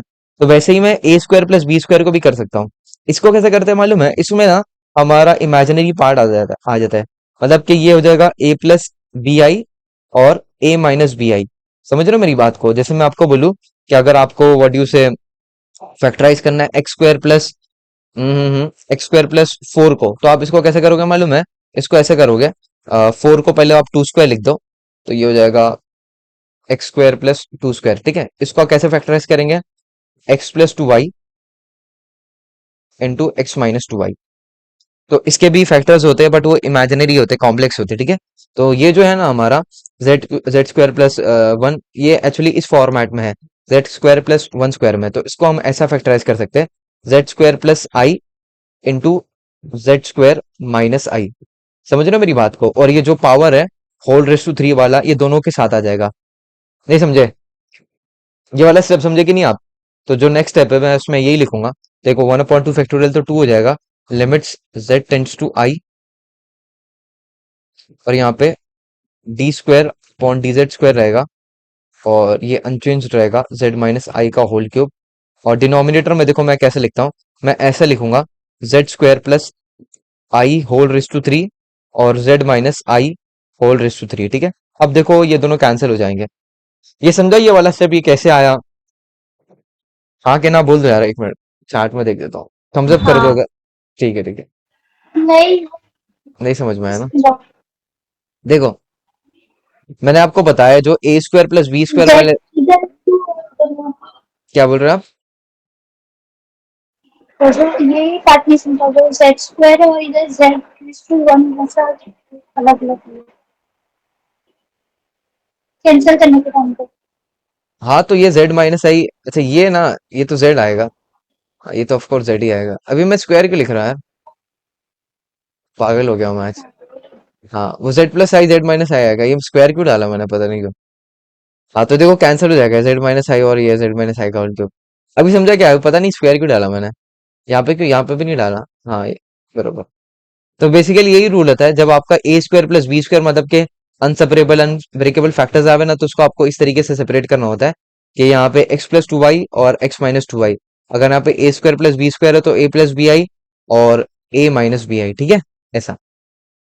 स्क्वायर वायर नहीं आएगा, पता नहीं क्या हो गया, वो क्यों लिखा हूँ मैं यार, पागल हूँ मैं। ठीक है चलो, वो नहीं आएगा भाई। चलो अभी आपको क्या करना है, 1/2 लिमिट्स z टेंड्स टू आई और D square upon D z square. Derivative जो है अभी आपको इसका करना है, z+1 z+i whole raise to 3 का। ठीक है चलो, अब इसका डेरिवेटिव कैसे करते हैं लेटेस्ट सी। पहले तो आपको मेरे को ये डेरिवेटिव बता देता हूँ, ये वाला 1/x का। 1/x का डेरिवेटिव होता है -1/x²। तो अगर मैं आपको बोला 1/x² का डेरिवेटिव क्या होगा, तो वो होता है, आपको क्या करना होता है मालूम है? जो आपका पावर है ना एक्स का, डिनोमिनेटर में जो भी एक्स का पावर है उसको न्यूमरेटर में लिखना है विद द नेगेटिव साइन, और डिनोमिनेटर में एक एक्स का पावर इंक्रीज कर देना है। ठीक है, तो अगर मैं बोलूँ आपको एक्स क्यूब का डेरिवेटिव क्या होगा, तो ये हो जाएगा -3/x⁴। ठीक है, तो ये तो हो गया हमारे सिंगल डेरिवेटिव। एक कंपाउंड भी होता है, जैसे मैं बोलूँ x+4 का करना है आपको, समझो रेस टू 4 का, तो आपको क्या करना होगा कि जो पावर है उसका, उसको नेगेटिव नेगेटिव साइन के साथ न्यूमरेटर में लिखना है, और डिनोमिनेटर में बस आपको जो है एक पावर इंक्रीज कर देना है। ठीक है, ऐसा ये इसका डेरिवेटिव है। एक फॉर्मूला होता है वो जनरलाइज वाला, वो फॉर्मूला आप देख लेना, बट तरीका यही होता है कि आपको जो भी पावर उसको नेगेटिव में लिखना है और डिनोमिनेटर में एक पावर इंक्रीज कर देना है। तो यहाँ पर भी मैं वही फॉर्मूला अप्लाई करने वाला हूँ। तो ये 1/2 will remain outside limits z tends to i। तो एक बार मैं डेरिवेटिव कर चुका हूँ, तो ये d/dz हो जाएगा, और इसका डेरिवेटिव कुछ ऐसा होगा, ये 3 जो है वो न्यूमरेटर में जाएगा विद द नेगेटिव साइन, और डिनोमिनेटर में z+i होल रेस टू 4 हो जाएगा। ठीक है, इतनी बात समझ में आ रही है ना आपको? अच्छा ये सब फॉर्मूले सब सिर्फ तभी एप्लीकेबल है जहाँ पे ना, यहाँ पे फॉर एग्जांपल वो ना हो, एक्स का कुछ पावर ना हो। अगर एक्स का कुछ पावर है ना, तो उसको वापस से आपको डेरिवेट करना पड़ेगा राइट हैंड साइड में। जैसे फॉर एग्जांपल यहाँ पे होता 1/x² + 3 का होल स्क्वायर। ठीक है, तो इसको कैसे डेरिवेट करते हैं? इसको ऐसे डेरिवेट करते हैं, -2/x² + 3 का होल रेस टू 3। ठीक है, तो इतनी बात तो अपन ने पहले भी देखी थी, इनटू वापस से x² का डेरिवेटिव। बिकॉज यहाँ पे x नहीं था, x के अलावा कुछ और टर्म था, तो उसको वापस से आपको डेरिवेटिव करना होता है। तो एक्स स्क्वायर प्लस 3 का डेरिवेटिव करें तो एक्स स्क्वायर का हो जाएगा 2x और 3 का हो जाएगा 0। आप बोलेंगे दानिश भाई यहाँ पे क्यों नहीं डेरिवेटिव किए x का, यहाँ पे x नहीं था, x के अलावा कुछ और टर्म था। एक्चुअली यहाँ पे x के अलावा कुछ और टर्म तो है, बट यहाँ पे डेरिवेटिव 1 ही होगा, बिकॉज x का 1 हो रहा है और +4 का 0, तो ये 1 ही आ रहा है, उससे कुछ मतलब वो मैटर नहीं करता है। मतलब as long as it has power 1, x का पावर 1 है, तो वो मैटर नहीं करता है। यहाँ पे x का पावर इंक्रीज हो गया, तो फिर आपको उसको न्यूमरेटर में डेरिवेट करना पड़ेगा। क्यूब हो जाएगा तो वो 3x² हो जाएगा। समझ रहे हो मेरी बात को, ऐसा। बट यहाँ पे कुछ पावर नहीं है z का, तो वो एज इट इज ऐसे ही रहेगा, ठीक है चलो। तो 1/2 विल रिमेन आउटसाइड। एक बार मैंने डेरिवेट कर दिया, अब मैं वापस से डेरिवेट करूंगा, तो ये हो जाएगा, देखो -3 तो आउटसाइड रहेगा। देखो अब मैं इसका डेरिवेट कर रहा हूँ, 1/z+i होल रेज़ टू 4 का। तो इसका डेरिवेटिव बताओ मेरे को, आप लोग में से कोई बताओ, चलो इसका डेरिवेटिव कैसे होगा। -4 upon -4 z upon plus i. z plus I the whole raised to 5. ठीक है, तो ये हो जाएगा -4/z+i होल रेज़ टू 5, ठीक है। हमारी छोरी के छोरों से कम है, ठीक है चलो। नेक्स्ट अब क्या करेंगे, ये हो जाएगा 1/2 लिमिट्स। अच्छा आप तो अभी नेक्स्ट स्टेप में लिमिट्स पुट कर सकते हो। तो यहाँ पे z के प्लेस पे मैं i पुट कर दूंगा, तो -3 इंटू -4 हो जाएगा 12, और यहाँ पे z के प्लेस पे i पुट करेंगे तो i plus i 2i whole raise to 5 हो जाएगा, ठीक है चलो। तो ये 2 और 12 को कैंसिल करें तो न्यूमरेटर में 6 आ रहा है। अच्छा 2/5 होता है कितना हो जाएगा, 8, 8 और 4 32 हो रहा है ना ये। और डिनोमिनेटर में, और एक मिनट, हाँ डिनोमिनेटर में i/4 भी है, i/5 भी एक्चुअली। तो i/5 को मैं ऐसे लिख सकता हूँ, i/4 इंटू आई। क्या बोलती पब्लिक, तो i/4 तो 1 होता है, तो यहाँ पे सिर्फ i बचेगा, तो ये हो जाएगा 32, 32i, 32i। अच्छा और कैंसिलेशन कर सकते हैं, ये 2 3 हो जाएगा और ये 2 16 हो जाएगा, तो हमारा फाइनल आंसर कुछ ऐसा होगा, फाइनल आंसर कुछ ऐसा हो जाएगा 3/69, ठीक है। अच्छा अगर आप नोट्स में देखोगे ना, फिर यहाँ पर भी देखोगे ना, तो आपको आंसर देखो कुछ माइनस में आएगा। हाँ देखो ये वाला, ये -3 अच्छा इसने सीधा पॉजिटिव वाला लिया है, चलो ठीक है। नहीं कुछ बच्चे जैसे फॉर एग्जांपल यहाँ पे क्या होता है मालूम है, कैल्सी में ना, जैसे अगर ये आप टर्म पुट करते हो ना कैल्सी में, 16/2i होल 16 बोलो 12 अपॉन, इसको कैंसिल करके ये 6 हो जाएगा ना, ठीक है। 6/2i होल रेज़ टू 5, इसको अगर आप कैल्सियम पुट करोगे ना तो आपको एरर शो कर देगा। पता है क्यों, बिकॉज कैल्सियम में ना वो क्यूब्स और स्क्वायर्स तक के पावर्स को ही सॉल्व कर सकता है आई के। तो यहाँ पे तो i/5 हो रहा था ना, तो आप कैल्सियम अगर i/5 पुट करोगे ना तो वो नहीं देगा आपको आंसर, तो आपको उसको स्प्लिट करना पड़ेगा ऐसे, 6 2i का क्यूब इंटू 2i का होल स्क्वायर, ऐसा। तो आपको आंसर कुछ ऐसा आएगा, -3/16, -3/69 ऐसा कुछ आएगा, जब आप इसको सीधा कैल्सियम में सॉल्व करोगे ये पूरे को, ऐसा। तो आप बोलेंगे दानी भाई बट यहाँ पे तो 3/69 आ रहा है, हाँ ये भी करेक्ट है, बिकॉज ये अपन ने मैनुअली किया। अगर आप कैल्सियम पुट करोगे तो आपको ये वाला आंसर आएगा, देखना ये वाला। तो आप डर घबराना मत कि यार ये दोनों में फर्क है, नहीं फर्क नहीं है। देखो यहाँ पे जब आई न्यूमरेटर में तो नेगेटिव साइन आ रही है, जब आई यहाँ पे डिनोमिनेटर में तो नेगेटिव साइन नहीं आ रही, ठीक है ऐसा। तो दोनों आंसर वैलिड है, दोनों में आपको मार्क्स मिलेगा, ठीक है ऐसा। तो आपको ध्यान देना है कि आपका जो स्क्वायर मतलब कैल्सी है ना, वो स्क्वायर और क्यूब्स तक के ही पावर को सॉल्व कर सकता है आई के। तो अगर आपने सीधा i/2i whole raise to 5 foot किया और आपको आंसर नहीं आया, तो घबराना नहीं है, वो कैल्सी का एरर नहीं है, वो कैल्सी प्रोग्राम ही ऐसा किया गया है कि भाई वो आई स्क्वायर और आई क्यूब तक के पावर्स को सॉल्व कर सकता है। इवन i/4 का भी वैल्यू नहीं दे पाएगा। किसी के पास कैल्सी है तो देखो वो पुट करो i/4, i/4 टाइप करो कॉम्प्लेक्स में जाके, देखो उसका इसका भी मेरे हिसाब से एरर ही आएगा। देखो ना एक बार करके देखो तो।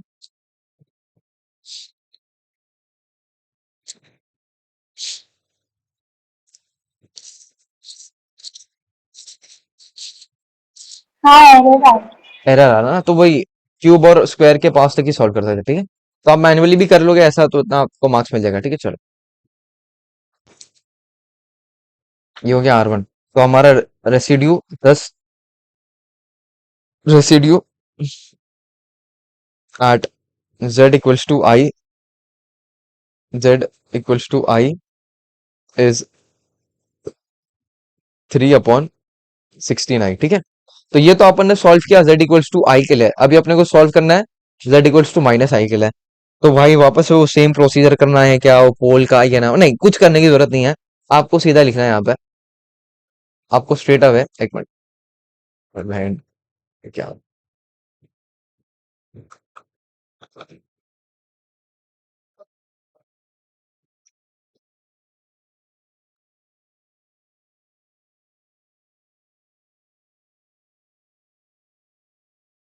बस इतना करना है आपको। भाई ये क्या किया आपने, देखो जब भी आपको कॉम्प्लेक्स रूट्स आवे ना, जैसे कि इस केस में कॉम्प्लेक्स रूट है ना, ये जो आई है वो कॉम्प्लेक्स रूट है ना, प्लस आई माइनस आई, तो इस केस में आपको क्या करना होता है मालूम है, किसी भी एक कॉम्प्लेक्स रूट के लिए सॉल्व करो, जैसे अपन ने आई के लिए सॉल्व किया, और जो भी इसका आंसर आया ना उसमें आपको क्या करना होता है मालूम है, सिर्फ आई की साइन को चेंज कर देना है। जैसे यहाँ पे पॉजिटिव आई था तो आपको नेगेटिव आई कर देना है, और कुछ नहीं करना है आपको। तो जब भी आपको कॉम्प्लेक्स रूट्स आवे, आपको एक रूट के लिए सॉल्व करना है, जैसे अपन ने आई के लिए सॉल्व किया तो वो अगर आप माइनस आई के लिए सॉल्व करोगे तो आपकी मर्जी है, जिसके लिए भी सॉल्व करना करो, बट एक के लिए करना। अगर आपने आई के लिए सॉल्व किया तो उसका आंसर आया 3/69, ठीक है। अच्छा, तो z इक्वल्स टू माइनस आई के लिए भी सेम प्रोसीजर करना पड़ेगा क्या, जो अपन ने z इक्वल्स टू आई के लिए किया, नहीं कुछ नहीं करना है आपको। आपको स्ट्रेट अवे क्या करना है, जो भी आई की साइन होगी जो इसके आंसर में आएगी ना, z इक्वल्स टू आई का जो भी आंसर होगा उसमें जो भी आई की साइन होगी, यहाँ पे प्लस आई है तो आपको नेगेटिव आई कर देना है, और कुछ नहीं करना है। अच्छा फॉर एग्जाम्पल कभी यहाँ पे आई की साइन रहती ही नहीं, जैसे ये 3/16 आता है सिर्फ, तो ये फॉर एग्जाम्पल आया z इक्वल्स टू आई का आंसर, तो z इक्वल्स टू माइनस आई का आंसर क्या होता, बोलो। अगर इसमें आई, सेम ही रहता हाँ सेम ही रहता, बिकॉज यहाँ पे आई की साइन नहीं है, तो आपको एज इट इज ऐसे लिखना है, इसको ऐसा नहीं कर देना -3/16, नहीं नहीं, वो मैटर क्या करता है, आई की साइन मैटर करती है, अगर आई प्रेजेंट नहीं है तो आपको कुछ करना भी नहीं पड़ेगा, आपको दोनों का आंसर सेम ही आ जाएगा ऐसा। तो आपको ध्यान देना है, अगर जब कॉम्प्लेक्स रूट्स आवे तो आपको एक ही रूट के लिए सॉल्व करना है, और फिर नीचे लिख देना है एंड रेसिड्यू एट जो भी दूसरा रूट रहेगा, जैसे यहाँ पे दूसरा रूट था माइनस आई, उसमें आपको आई की साइन को चेंज कर देना, बिकॉज कैसा होता है मालूम है, जो कॉम्प्लेक्स रूट्स होते हैं ना वो हमेशा अपने कॉन्जुगेट के साथ रहते हैं। अगर कोई भी आप क्वाड्रेटिक इक्वेशन देखोगे ना जिसके कॉम्प्लेक्स रूट्स है, जैसे फॉर एग्जांपल मैं ऐसी रैंडमली कोई भी क्वाड्रेटिक इक्वेशन लिख रहा हूँ, फॉर एग्जांपल इसके रूट्स आए 1 - 2i, पता है दूसरे रूट्स क्या आएंगे, दूसरे रूट्स होंगे 1 + 2i, अगर ये माइनस है तो प्लस वाला होगा, और सेम टर्म्स ही रहते हैं। जैसे मैं बोलूँ अगर आपको एक रूट्स आया x = 3 + 4i, तो पता है दूसरा रूट क्या होगा, 3 - 4i। ये जो कॉम्प्लेक्स रूट्स होते हैं ना वो कभी भी अपने कॉन्जुगेट वाले रूल को नहीं बोलते। अगर एक आई आ रहा है तो दूसरा माइनस आई आएगा, और सेम टर्म्स ही रहते हैं, कितना भी करके देख लो, अगर आपका एक -1 - 2i आ रहा है तो दूसरा आएगा -1 + 2i। इससे पहले वाले प्रॉब्लम्स में देखो अपन ने किया था ये, जो वो अपन लेफ्ट हैंड साइड चेक करते थे ना जिसमें वो CIF में, कॉचेस इंटीग्रल फॉर्मूले में, तो देखो आपको कुछ ऐसे टर्म्स भी आते थे -1 - 2i के, तो दूसरा क्या होता था -1 + 2i, ऐसा। तो बेसिकली ये होता है, जब भी कॉम्प्लेक्स के रूट्स आते हैं ना वो अपने कॉन्जुगेट के साथ ही रहते हैं, जैसे यहाँ पे प्लस आई है तो यहाँ पे माइनस आई रहेगा, तो वैसे ही आपका आंसर में भी यही होता है, अगर पहला आंसर 3/16 आई है तो दूसरा आंसर होगा -3/16 आई। अगर यहाँ पे आई वाला टर्म नहीं है तो आपको कुछ करना नहीं है, आपको फिर straight away same as it is ऐसे लिख देना है। जैसे यहाँ पे फॉर एग्जाम्पल 3/16 आया, तो अगर आपको z इक्वल्स टू माइनस आई का भी आंसर 3/16 ही लिख देना है, ठीक है ऐसा। समझ रहे हो मेरी बात को, ऐसा तो फिर ये सब तो रिमूव कर मिटा देता हूँ। तो ये हो गया हमारा पहला सब पार्ट क्वेश्चन का, अभी अपने को सॉल्व करना है ये z² e⁻1/z के लिए, ठीक है। तो यहाँ पर तो देखो डिनोमिनेटर ही नहीं है, तो इसको कैसे सोल्व करेंगे, लेट अस सी। दोनों सेपरेट प्रॉब्लम्स है, ये हमारा पहला वाला क्वेश्चन जो है सॉल्व हो चुका है, ठीक है। चलो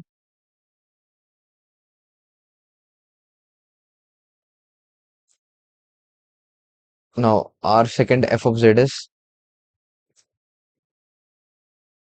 z² e⁻1/z। अब ऐसे प्रॉब्लम जिसमें डिनोमिनेटर्स नहीं है तो उनको कैसे करेंगे, लेट अस सी, ठीक है। तो आपको पहले तो ये फंक्शन को कंसीडर करना है f of z e⁻1/z, ठीक है। चलो अब पहले इस प्रॉब्लम को सॉल्व करने से पहले मैं कुछ जो सीरीज है, स्टैंडर्ड सीरीज जो आपको काम आएगी जब आपके पास डिनोमिनेटर्स नहीं रहेंगे, तो यहाँ पे मैं पहले वो फंक्शन की सीरीज लिखा देता हूँ, फिर आगे प्रॉब्लम्स को अपन कंटिन्यू करेंगे, ठीक है। चलो नोट, 3 4 सीरीज लिखाऊंगा आपको मैं, और यही मोस्टली काम आती है, ठीक है। पहले e⁻x की सीरीज है, e⁻x की सीरीज क्या होती है, 1 + x + x² upon 2 factorial plus x³ upon 3 factorial plus x raise to 4 upon 4 factorial, ठीक है। तो बहुत सिंपल है, इसको याद रखना। क्या करना होता है आपको, जितना एक्स का पावर है उतना ही डिनोमिनेटर फैक्टोरियल भी होगा। जैसे यहाँ पे एक्स का पावर 0 है तो डिनोमिनेटर में 0 फैक्टोरियल इज 1, तो यहाँ पे 1 आ जाएगा, बट लिखने की जरूरत नहीं है। यहाँ पे एक्स का पावर क्या 1, तो 1 का फैक्टोरियल डिनोमिनेटर में लिखने की जरूरत नहीं है।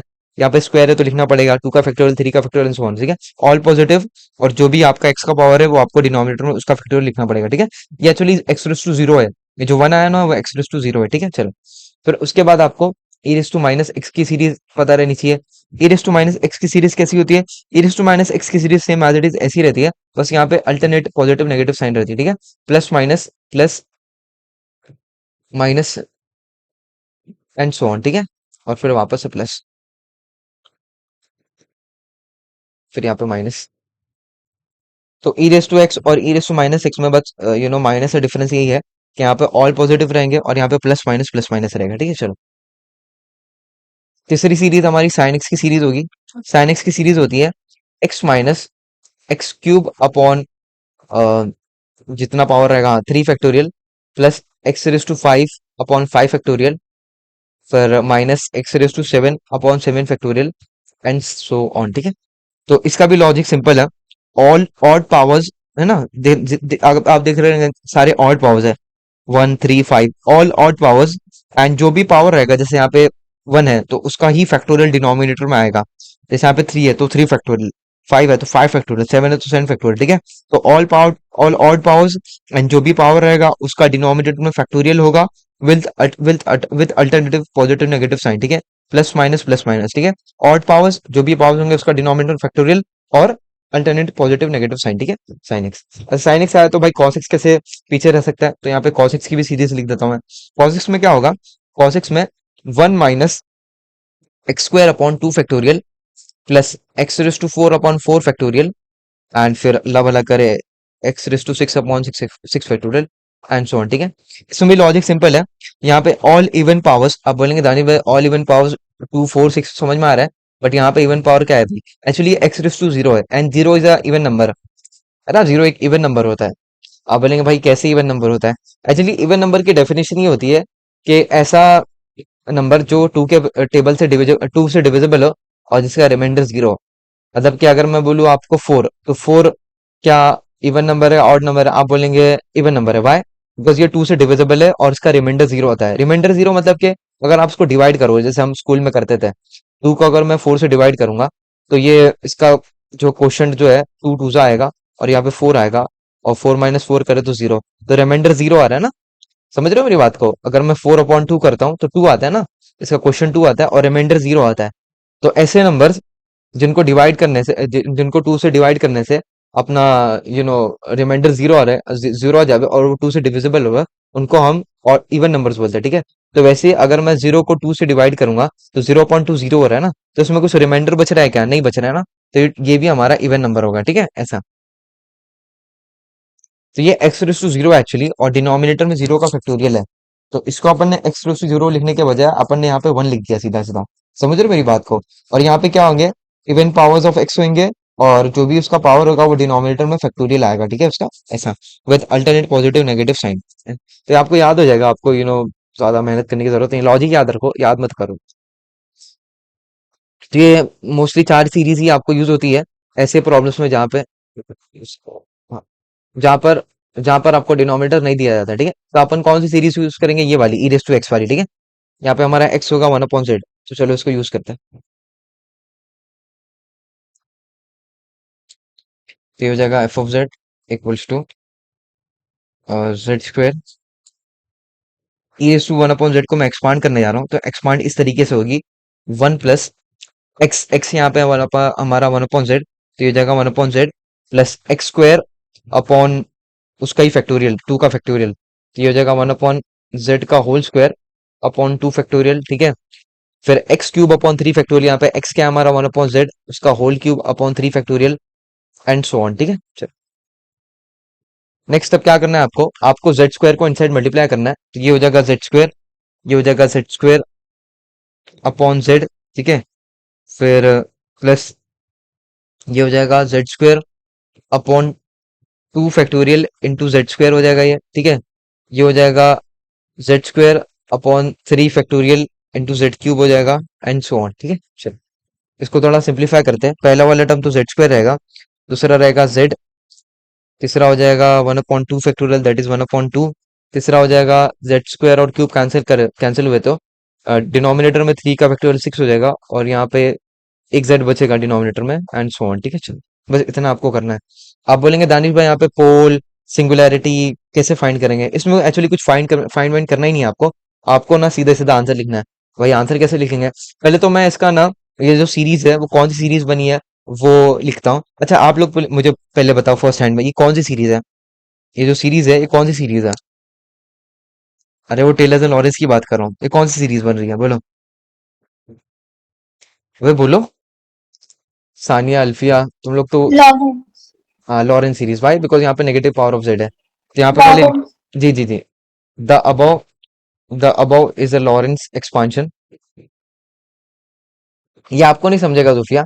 इससे पहले वाले इससे पहले वाला जो चैप्टर था ना टेलर्स एंड लॉरेंस, उसमें पढ़ाया था मैंने। खैर ये बहुत छोटा ही सा पार्ट है इसमें, टेलर्स एंड लॉरेंस का। The above is a Laurent's expansion about. अच्छा अबाउट किसके है ये? अबाउट किसके है? अबाउट किसके है भाई? मैंने बोला था ना दो चीजें होती है इन इन पावर्स ऑफ। जैसे ये इन पावर्स ऑफ जेड है तो अबाउट क्या होगा? अबे नहीं, जैसे मैं बोलूं अगर आपकी series in powers of Z-2 है, Z-2, तो मैंने आपको उसकी दूसरी वर्डिंग्स भी बताई था, एंड अबाउट, Z=2। इसको और दूसरे तरीके से कैसे लिख सकते हैं? इन पावर्स ऑफ Z-2 को दूसरे तरीके से कैसे लिख सकते हैं इसको? And about Z=2। अरे जेड बोलो इक्वल्स टू 2। तो यहाँ पे क्या आ जाएगा? अबाउट Z=0 है कि नहीं?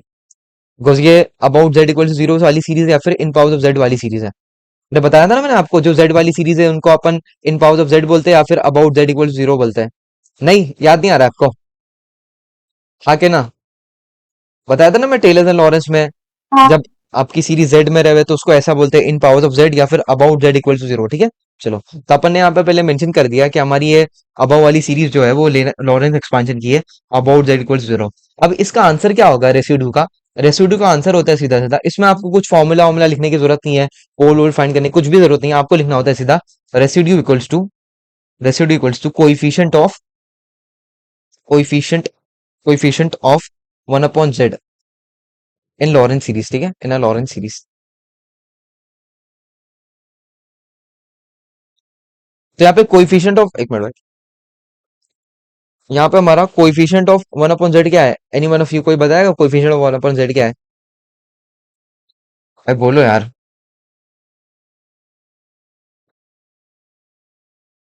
कोइफिशिएंट ऑफ 1/z क्या है इस सीरीज में? कोइफिशिएंट क्या है 1/z का? नहीं, देखो ये यहाँ पे 1/z है ना, इसका कोइफिशिएंट क्या होगा? 1/6। तो हमारा r का वैल्यू क्या हो जाएगा? 1/6। नहीं, देखो आपको ना ये लॉरेंस, जब आपका ऐसा प्रॉब्लम आवे जहां पे आपको डिनोमिनेटर नहीं गिवन है, तो आपको सीरीज एक्सपांशन की यूज करना होता है। सीरीज एक्सपांड होने के बाद ना आपको ये 1/z वाला टर्म देखना होता है। 1/z के बाजू में जो भी टर्म है ना वही आपका आंसर है, तो इसके बाजू में क्या है? 1/6, तो ये आपका आंसर हो जाता है बस। नहीं समझे अभी भी? यस और नो? चलो अभी मैं आपको पूछता हूँ, अगर हमारी सीरीज कुछ ऐसी होती, 1/z-1 प्लस 1/z+1, 1/z+1 का होल स्क्वायर, फिर z+1 का होल क्यूब। पता है ये कौन सी सीरीज है? ये हमारी लॉरेंस सीरीज है। लॉरेंस सीरीज है, Lawrence series about about z=-1। ठीक है, और और इन पावर्स ऑफ और इन पावर्स ऑफ और इन पावर्स ऑफ z+1। ठीक है, चलो इतनी बात हो गई। तो मैंने आपको बताया था 1/z का कोइफिशिएंट, एक्चुअली 1/z नहीं, जो लीनियर पावर ऑफ z रहता है ना उसका कोइफिशिएंट। तो यहाँ पे लीनियर पावर ऑफ z क्या है भाई? लीनियर पावर ऑफ z ये वाला ना, वो Z+1 का ये जो पावर है इसका लीनियर है। आप बोलेंगे दानिश भाई ये भी तो लीनियर नहीं, ये लीनियर नहीं है। इसको अगर आप ओपन करोगे तो Z² हो जाएगा, इसको ओपन करेंगे तो Z ही रहेगा, ओपन करने की जरूरत भी नहीं है इसमें तो। ठीक है, समझ रहे हो मेरी बात को? तो इस अब की बार अपन इसका कोइफिशिएंट देखेंगे। तो बेसिकली लीनियर पावर ऑफ आपको Z का जो है कोइफिशिएंट देखना होता है। ठीक है, मतलब होल पावर ऑफ, जैसे यहाँ पे 1/z था ना, तो इसका पावर क्या है? इसका पावर 1 है तो इसका देखने का कोइफिशिएंट, इसका पावर 2 तो इसका नहीं देखेंगे, समझ रहे हो ऐसा? तो इस केस में आपकी सीरीज कभी ऐसी भी आ सकती है z+1 के रिगार्डिंग, z+2 के रिगार्डिंग। तो वो जैसे मैंने आपको बताया था टेलर्स एंड लॉरेंस में, अगर z+1 के रिगार्ड अबाउट है तो अपन लिखेंगे अबाउट z इक्वल्स टू -1 और इन पावर्स ऑफ z+1। और इसका कोएफिशिएंट क्या होगा? कोएफिशिएंट ऑफ 1/z+1 होगा। फॉर एग्जाम्पल अगर यहाँ पे 1/2 होता तो अपन इसका कोएफिशिएंट लेते हैं, जो भी लीनियर पावर है वाला। ठीक है, ऐसा जैसे इस केस में हमारा लीनियर पावर z है ना, तो इसका लिया अपन ने ऐसा। अच्छा, ये जो व्हाट यू से हमारा पोल आया ना, पोल मतलब ये जो सीरीज आई सीरीज, उसमें जो पोल का नेचर है ना, उसको बोलते हैं हम आइसोलेटेड एसेंशियल सिंगुलैरिटी। अरे भाई ये क्या है भाई? देखो यहाँ पे ना, अगर आप आगे आगे जाते जाओगे ना तो आपको पता है कौन से और टर्म्स मिलेंगे। ये 1/6 z आ रहा है ना, उसके बाद आएगा 1/4 का फैक्टोरियल, और डिनोमिनेटर में z² ठीक है। तो ये होगा 1/24 और z², ठीक है। तो आगे 24 z² आएगा, फिर समथिंग कुछ और आएगा। तो बेसिकली आपके ना z के पावर्स इंक्रीज होते रहेंगे, तो सारे नेगेटिव्स में ही रहेंगे। तो मतलब कि जब भी और ये इनफाइनाइट टर्म्स रहेंगे ना, z के जो भी पावर है वो सारे इनफाइनाइट रहेंगे, आगे जाते ही रहेंगे, स्टॉप नहीं होंगे। तो जब भी कुछ ऐसी आपकी सीरीज आती है, तो जहां पर आपका z का पावर नेगेटिव रहता है और इनफाइनाइट रहता है, तो वैसे पोल को उस पोल के नेचर को अपन बोलते हैं आइसोलेटेड एसेंशियल सिंगुलैरिटी। अगर अपने infinite terms of negative power of z-z0 है, तो उस पोल को अपन बोलेंगे आइसोलेटेड एसेंशियल सिंगुलैरिटी। ये जो मैंने स्टार्टिंग में आपको कुछ पॉइंट्स बोले थे कि यार मैं बाद में एक्सप्लेन करूंगा, तो यहाँ पे देख लो। अगर आपको वो प्रॉब्लम में ऑल्दो पूछा नहीं नेचर ऑफ पोल, अगर नेचर ऑफ पोल पूछा ना, तो ये वाला लिखना है। If we have infinite terms of negative powers of z-z0, ये सारे नेगेटिव पावर्स ऑफ z-z0 है कि नहीं? आप बोलेंगे दानी वो z-z0 क्या है? अरे ये z जो है ना, z, यस एक्चुअली ऐसा है z-0। तो यहाँ पे z0 क्या हमारा जीरो हो जाएगा, बिकॉज देखो ये z=0 है, मतलब कि ये जीरो ही हमारा z0 है ना। क्या बोलती पब्लिक? ये z=0 मतलब कि z0 हमारा जीरो है। इससे पहले अपन z=2 लेते थे, उसको ही अपन z0 बोलते थे ना। तो इस केस में हमारा z0 क्या होगा? इस केस में हमारा z0 जो है वो जीरो हो जाएगा। समझ रहे हो मेरी बात को? तो उसने वही बोला है कि अगर आपका if we have infinite terms of negative power of z-z0, इस केस अब हमारे केस में z सिर्फ बिकॉज वहां पे जीरो का कुछ रेलेवेंस नहीं है, सिर्फ z, देन z=z0, मतलब कि z=0 is called an essential singular isolated essential singularity. मतलब कि जो पोल आया ना z=0 वाला, उसको हम बोलेंगे आइसोलेटेड एसेंशियल सिंगुलैरिटी। उस नेचर का, उस पोल का जो नेचर है वो है एसेंशियल आइसोलेटेड एसेंशियल सिंगुलैरिटी। अगर कभी आपको एग्जाम में पूछ लिया, मतलब वो जो सीरीज आई और उसके बाद आपको पूछा गया कि भाई इसका नेचर क्या है, तो आपको लिख देना the nature of the pole is essential isolated essential singularity, ठीक है ऐसा। ये सब बाकी क्या है, आइसोलेटेड सिंगुलैरिटी, रिमूवेबल सिंगुलैरिटी, ये सब इतना काम नहीं आती है, ज्यादातर यही काम आती है, ठीक है।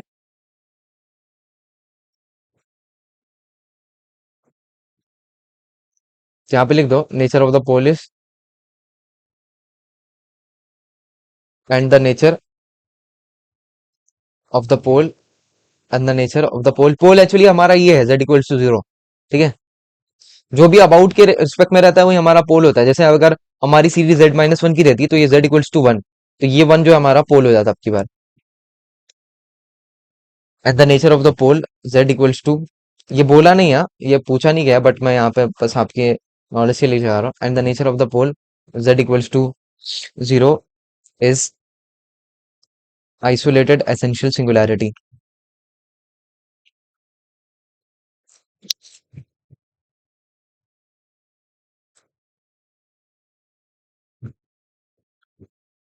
ठीक है, चलो एक लास्ट प्रॉब्लम करते हैं और फिर ये टाइप भी ओवर हो जाएगा, ठीक है। चलो अब लास्ट प्रॉब्लम है, prove that the sum of the residues of the function is sine a upon a, ठीक है। तो प्रूफ करने बोले यहाँ पे, तो लेट अस सी इसको कैसे प्रूफ करेंगे। यहाँ पे तो अपने को उसकी सीरीज वगैरह की हेल्प लेने की जरूरत नहीं है, बिकॉज यहाँ पे डिनोमिनेटर अवेलेबल है ना, ठीक है। अच्छा मैं चाहता हूँ कि आप लोग मुझसे ट्राई करो, बिकॉज अपन ने सफिशिएंट प्रॉब्लम कर लिया है आपकी अंडरस्टैंडिंग के लिए। हमारा फंक्शन है e⁻z upon z² plus a², ठीक है। तो अपन लिख देते हैं फॉर सिंगुलैरिटी आपको क्या करना होता है, ये जो डिनोमिनेटर है उसको जीरो पुट करना होता है। Put z² plus a² equals to zero. तो आपका z² जो है वो -a² के इक्वल हो जाएगा। तो आपका z जो है वो plus minus under root of -a² हो जाएगा, ठीक है। तो z इक्वल्स टू क्या हो जाएगा, प्लस माइनस ai, है कि नहीं। देखो अभी यहाँ पे ना रूट ऑफ ए जो है, रूट ऑफ ए स्क्वायर जो है वो ए होता है, ठीक है, ए होता है। और अगर यहाँ पे मैं माइनस साइन डाल दूं, माइनस ए स्क्वायर डाल दूं, तो इसको हम ऐसे लिख सकते हैं, root of a square into root of -1, ठीक है, root of a square into root of -1। A square का जो रूट है मैंने अभी बता दिया ए होता है, और रूट ऑफ -1 जो है वो आई होता है।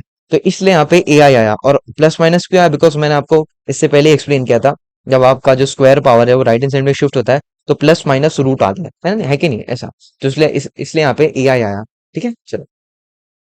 तो यहाँ पर अपने पास दो रूट्स हैं, एक है ए आई और एक है माइनस ए आई, ठीक है। तो यहाँ पे लिख देना आप, और दोनों का नेचर कैसा है, एनी वन ऑफ यू, दोनों का नेचर क्या है, ए आई और माइनस ए आई का, अरे बोलो सिंपल।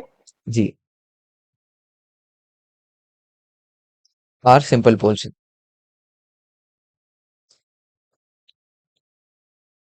तो सिंपल पोल्स है तो अपन यूज करेंगे वो सिंपल पोल वाला formula, that is R one equals to limits Z tends to Z not, Z minus Z not, F of Z, ठीक है चलो। तो ये हो जाएगा लिमिट्स, अपन सॉल्व कर रहे हैं ये ए वाले पार्ट के लिए, ठीक है, z tends to a I, Z minus A i, और एफ ऑफ जेड इज हमारा e raise to z, e raise to z upon z square plus A square, ठीक है चलो। अब यहाँ पे दिखने से तो लग नहीं रहा है कैंसिल होगा, पर इसको वी कैन मॉडिफाई और कैंसिल करा सकते हैं, कैसे, लेट अस सी, ठीक है। Z minus A I will remain as it is, E raise to Z भी एज इट इज ऐसे ही रहेगा। इसको मैं ऐसे लिख सकता हूँ, जेड स्क्वायर प्लस ए स्क्वायर को Z plus A I, Z minus A I, है कि नहीं। मैंने आपको एक्सप्लेन किया था ना इससे पहले, जब कोई आपका ए स्क्वायर प्लस बी स्क्वायर वाला यू नो इक्वेशन हो, तो उसको आप ऐसे फैक्टराइज कर सकते हो, ए प्लस बी आई और ए माइनस बी आई, ठीक है। अच्छा खैर यहाँ पे लीनियर पावर है इन सबके, स्क्वायर वेयर नहीं होना चाहिए, पता नहीं मैंने स्क्वायर क्यों लिखा था, ध्यान नहीं रहता मेरा कभी कभी, ठीक है। तो z माइनस ए आई, जेड माइनस ए आई अब की बार कैंसिल हो जाएगा, और फिर आप जो है अब की बार z का वैल्यू जो है ए आई पुट कर सकते हो। तो यहाँ पे मैं ए आई पुट करूंगा नेक्स्ट प्लेस में, मतलब नेक्स्ट स्टेप में, e raise to z upon Z plus A i, ठीक है। ये हो जाएगा ई रेस टू ए आई, जहां पर भी जेड है आपको ए आई पुट करना है, तो ये हो जाएगा ए आई प्लस ए आई, इसका आंसर हो जाएगा e raise to a i upon two a i, ठीक है चलो।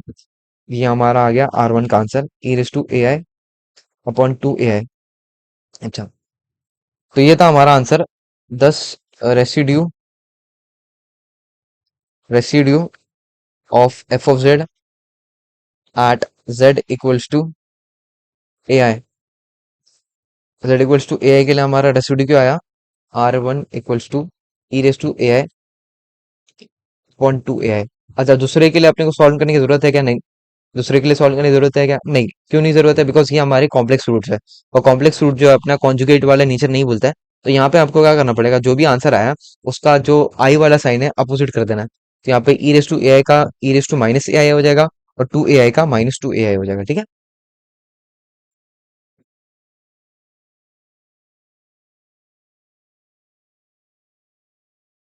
तो यहाँ पे मैं माइनस लिख दूंगा हर जगह पे, माइनस, ये भी माइनस और ये भी माइनस, ठीक है चलो। और ये R2 हो जाएगा, ठीक है। वो आपको बोला क्या था प्रॉब्लम है वो देखते हैं। आपको ना उसने बोला था कि आपको प्रूफ करना है सम ऑफ रेसिड्यूज, मतलब कि दोनों रेसिड्यूज का सम करना है, और वो साइन ए अपॉन ए के इक्वल आना चाहिए। तो मैं रेसिड्यूज का सम करता हूँ, तो यहाँ पे लिखूंगा मैं देयरफॉर सम ऑफ रेसिड्यूज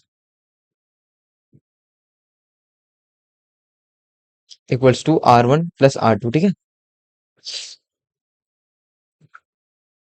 तो R1 + R2 करूंगा, तो ये हो जाएगा e raise to a i upon two a i, और फिर plus e raise to minus A i upon minus two a i, ठीक है चलो। अब हम माइनस साइन को न्यूमरेटर में शिफ्ट करूंगा, तो डिनोमिनेटर जो है टू ए आई उसको मैं कॉमन ले सकता हूँ, ठीक है। तो ये हो जाएगा e raise to a i minus e raise to minus A i upon two a i, ठीक है चलो।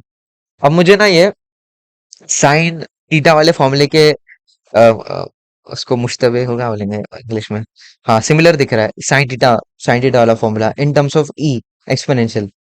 देखो मैंने आपको इसमें सेम 3 में, जो मेरे पास सेम 3 पढ़े उनको एक फॉर्मूला सिखाया था साइन थीटा का।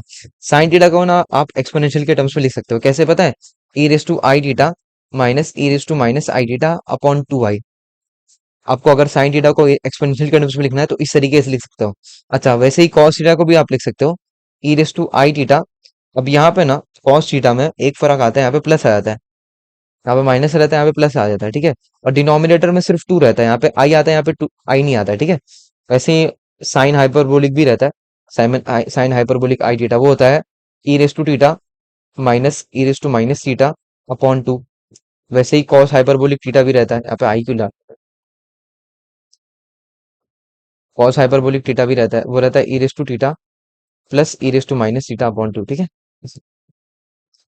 तो यहाँ पर अपन ये वाला फॉर्मूला यूज करेंगे साइन थीटा वाला।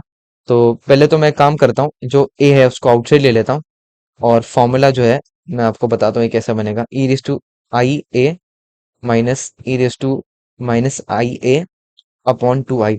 तो अगर इससे कंपेयर करूंगा मैं, तो हमारा थीटा जो है वो ए है, ठीक है। तो ये हो जाएगा 1/a इंटू साइन थीटा मतलब के साइन ए। तो इसको अपन लिख सकते हैं साइन ए अपॉन ए, साइन ए अपॉन ए। ये हमारा हो गया जो भी पूछा गया था, ठीक है, सम ऑफ रेसिड्यूज।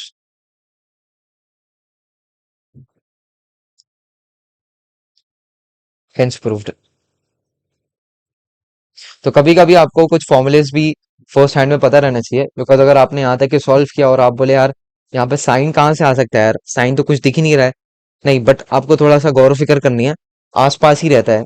तो आपको ये सब फॉर्मुलेस पता रहने चाहिए, एक्सपोनेंशियल के टर्म्स में कैसा होता है, कॉस थीटा का, साइन थीटा का, ठीक है। बाकी बहुत सारे प्रैक्टिस प्रॉब्लम्स दा- मैंने, हाँ, प्रैक्टिस प्रॉब्लम्स में इंक्लूड किया दानिश हूँ। भाई, जी बोलो ना, दानिश भाई जिंदा अरे होते मैं ना आज। बोल रही थी, अरे पीछे तो करो, कहाँ पे था वो जो अभी आपने लिखा है। हाँ, तो मैं कह रही थी कि इधर आपने जो साइन थीटा का लिखे हो उधर डिनोमिनेटर में 2i लिखे हो, बट बाकी जो भी फॉर्मूले से उधर डिनोमिनेटर में सिर्फ 2 लिखा हुआ है, वैसा हाँ, क्यों सिर्फ है? साइन में ही आता है, वो एक प्रूफ है पूरा, एक पेज का, वो चाहिए रहेगा तो मैं कभी आपको एक्सप्लेन कर दूंगा। अच्छा, ठीक है। एक्चुअली कैसे रहता वो, नहीं है अभी, रहने तो उस पे उसकी बहस में जाऊंगा तो बहुत लंबा हो जाएगा लेक्चर। कभी चाहिए रहेगा तो एक्सप्लेन कर दूंगा भाई, आई क्यों आता है, ठीक है। नहीं, मुझे लगा आपने गलती से लिख दिया। नहीं नहीं, वो आता ही है भाई, हर बार गलती नहीं करता मैं। वो उस दिन, वो अभी इससे पहले ना जो मैं स्क्वायर में डाल रहा था ना, वो इसलिए मैं डाला बिकॉज मैं आपको कुछ बोल भी रहा था और कुछ भी लिख भी रहा था, तो इसलिए वो स्क्वायर डाल दिया था। हर बार का नहीं, नहीं होता आपको है, ठीक है। कंफ्यूज करना था। नहीं नहीं नहीं, वो यहाँ पे आई आता है, ठीक है, बाकी प्लेस पे आई नहीं आता है, ठीक है, डन हो गया। तो मैं आपको ये बता रहा था, इसके प्रैक्टिस प्रॉब्लम्स मैंने इंक्लूड किया हूं, जो आपको मैं ड्राइव पे अभी अपलोड कर दूंगा लेक्चर होने के बाद। तो आप प्रैक्टिस करो, कुछ नहीं आता तो यहाँ पे इसके सोल्यूशंस अवेलेबल है, आप उसमें देख सकते हो, ठीक है।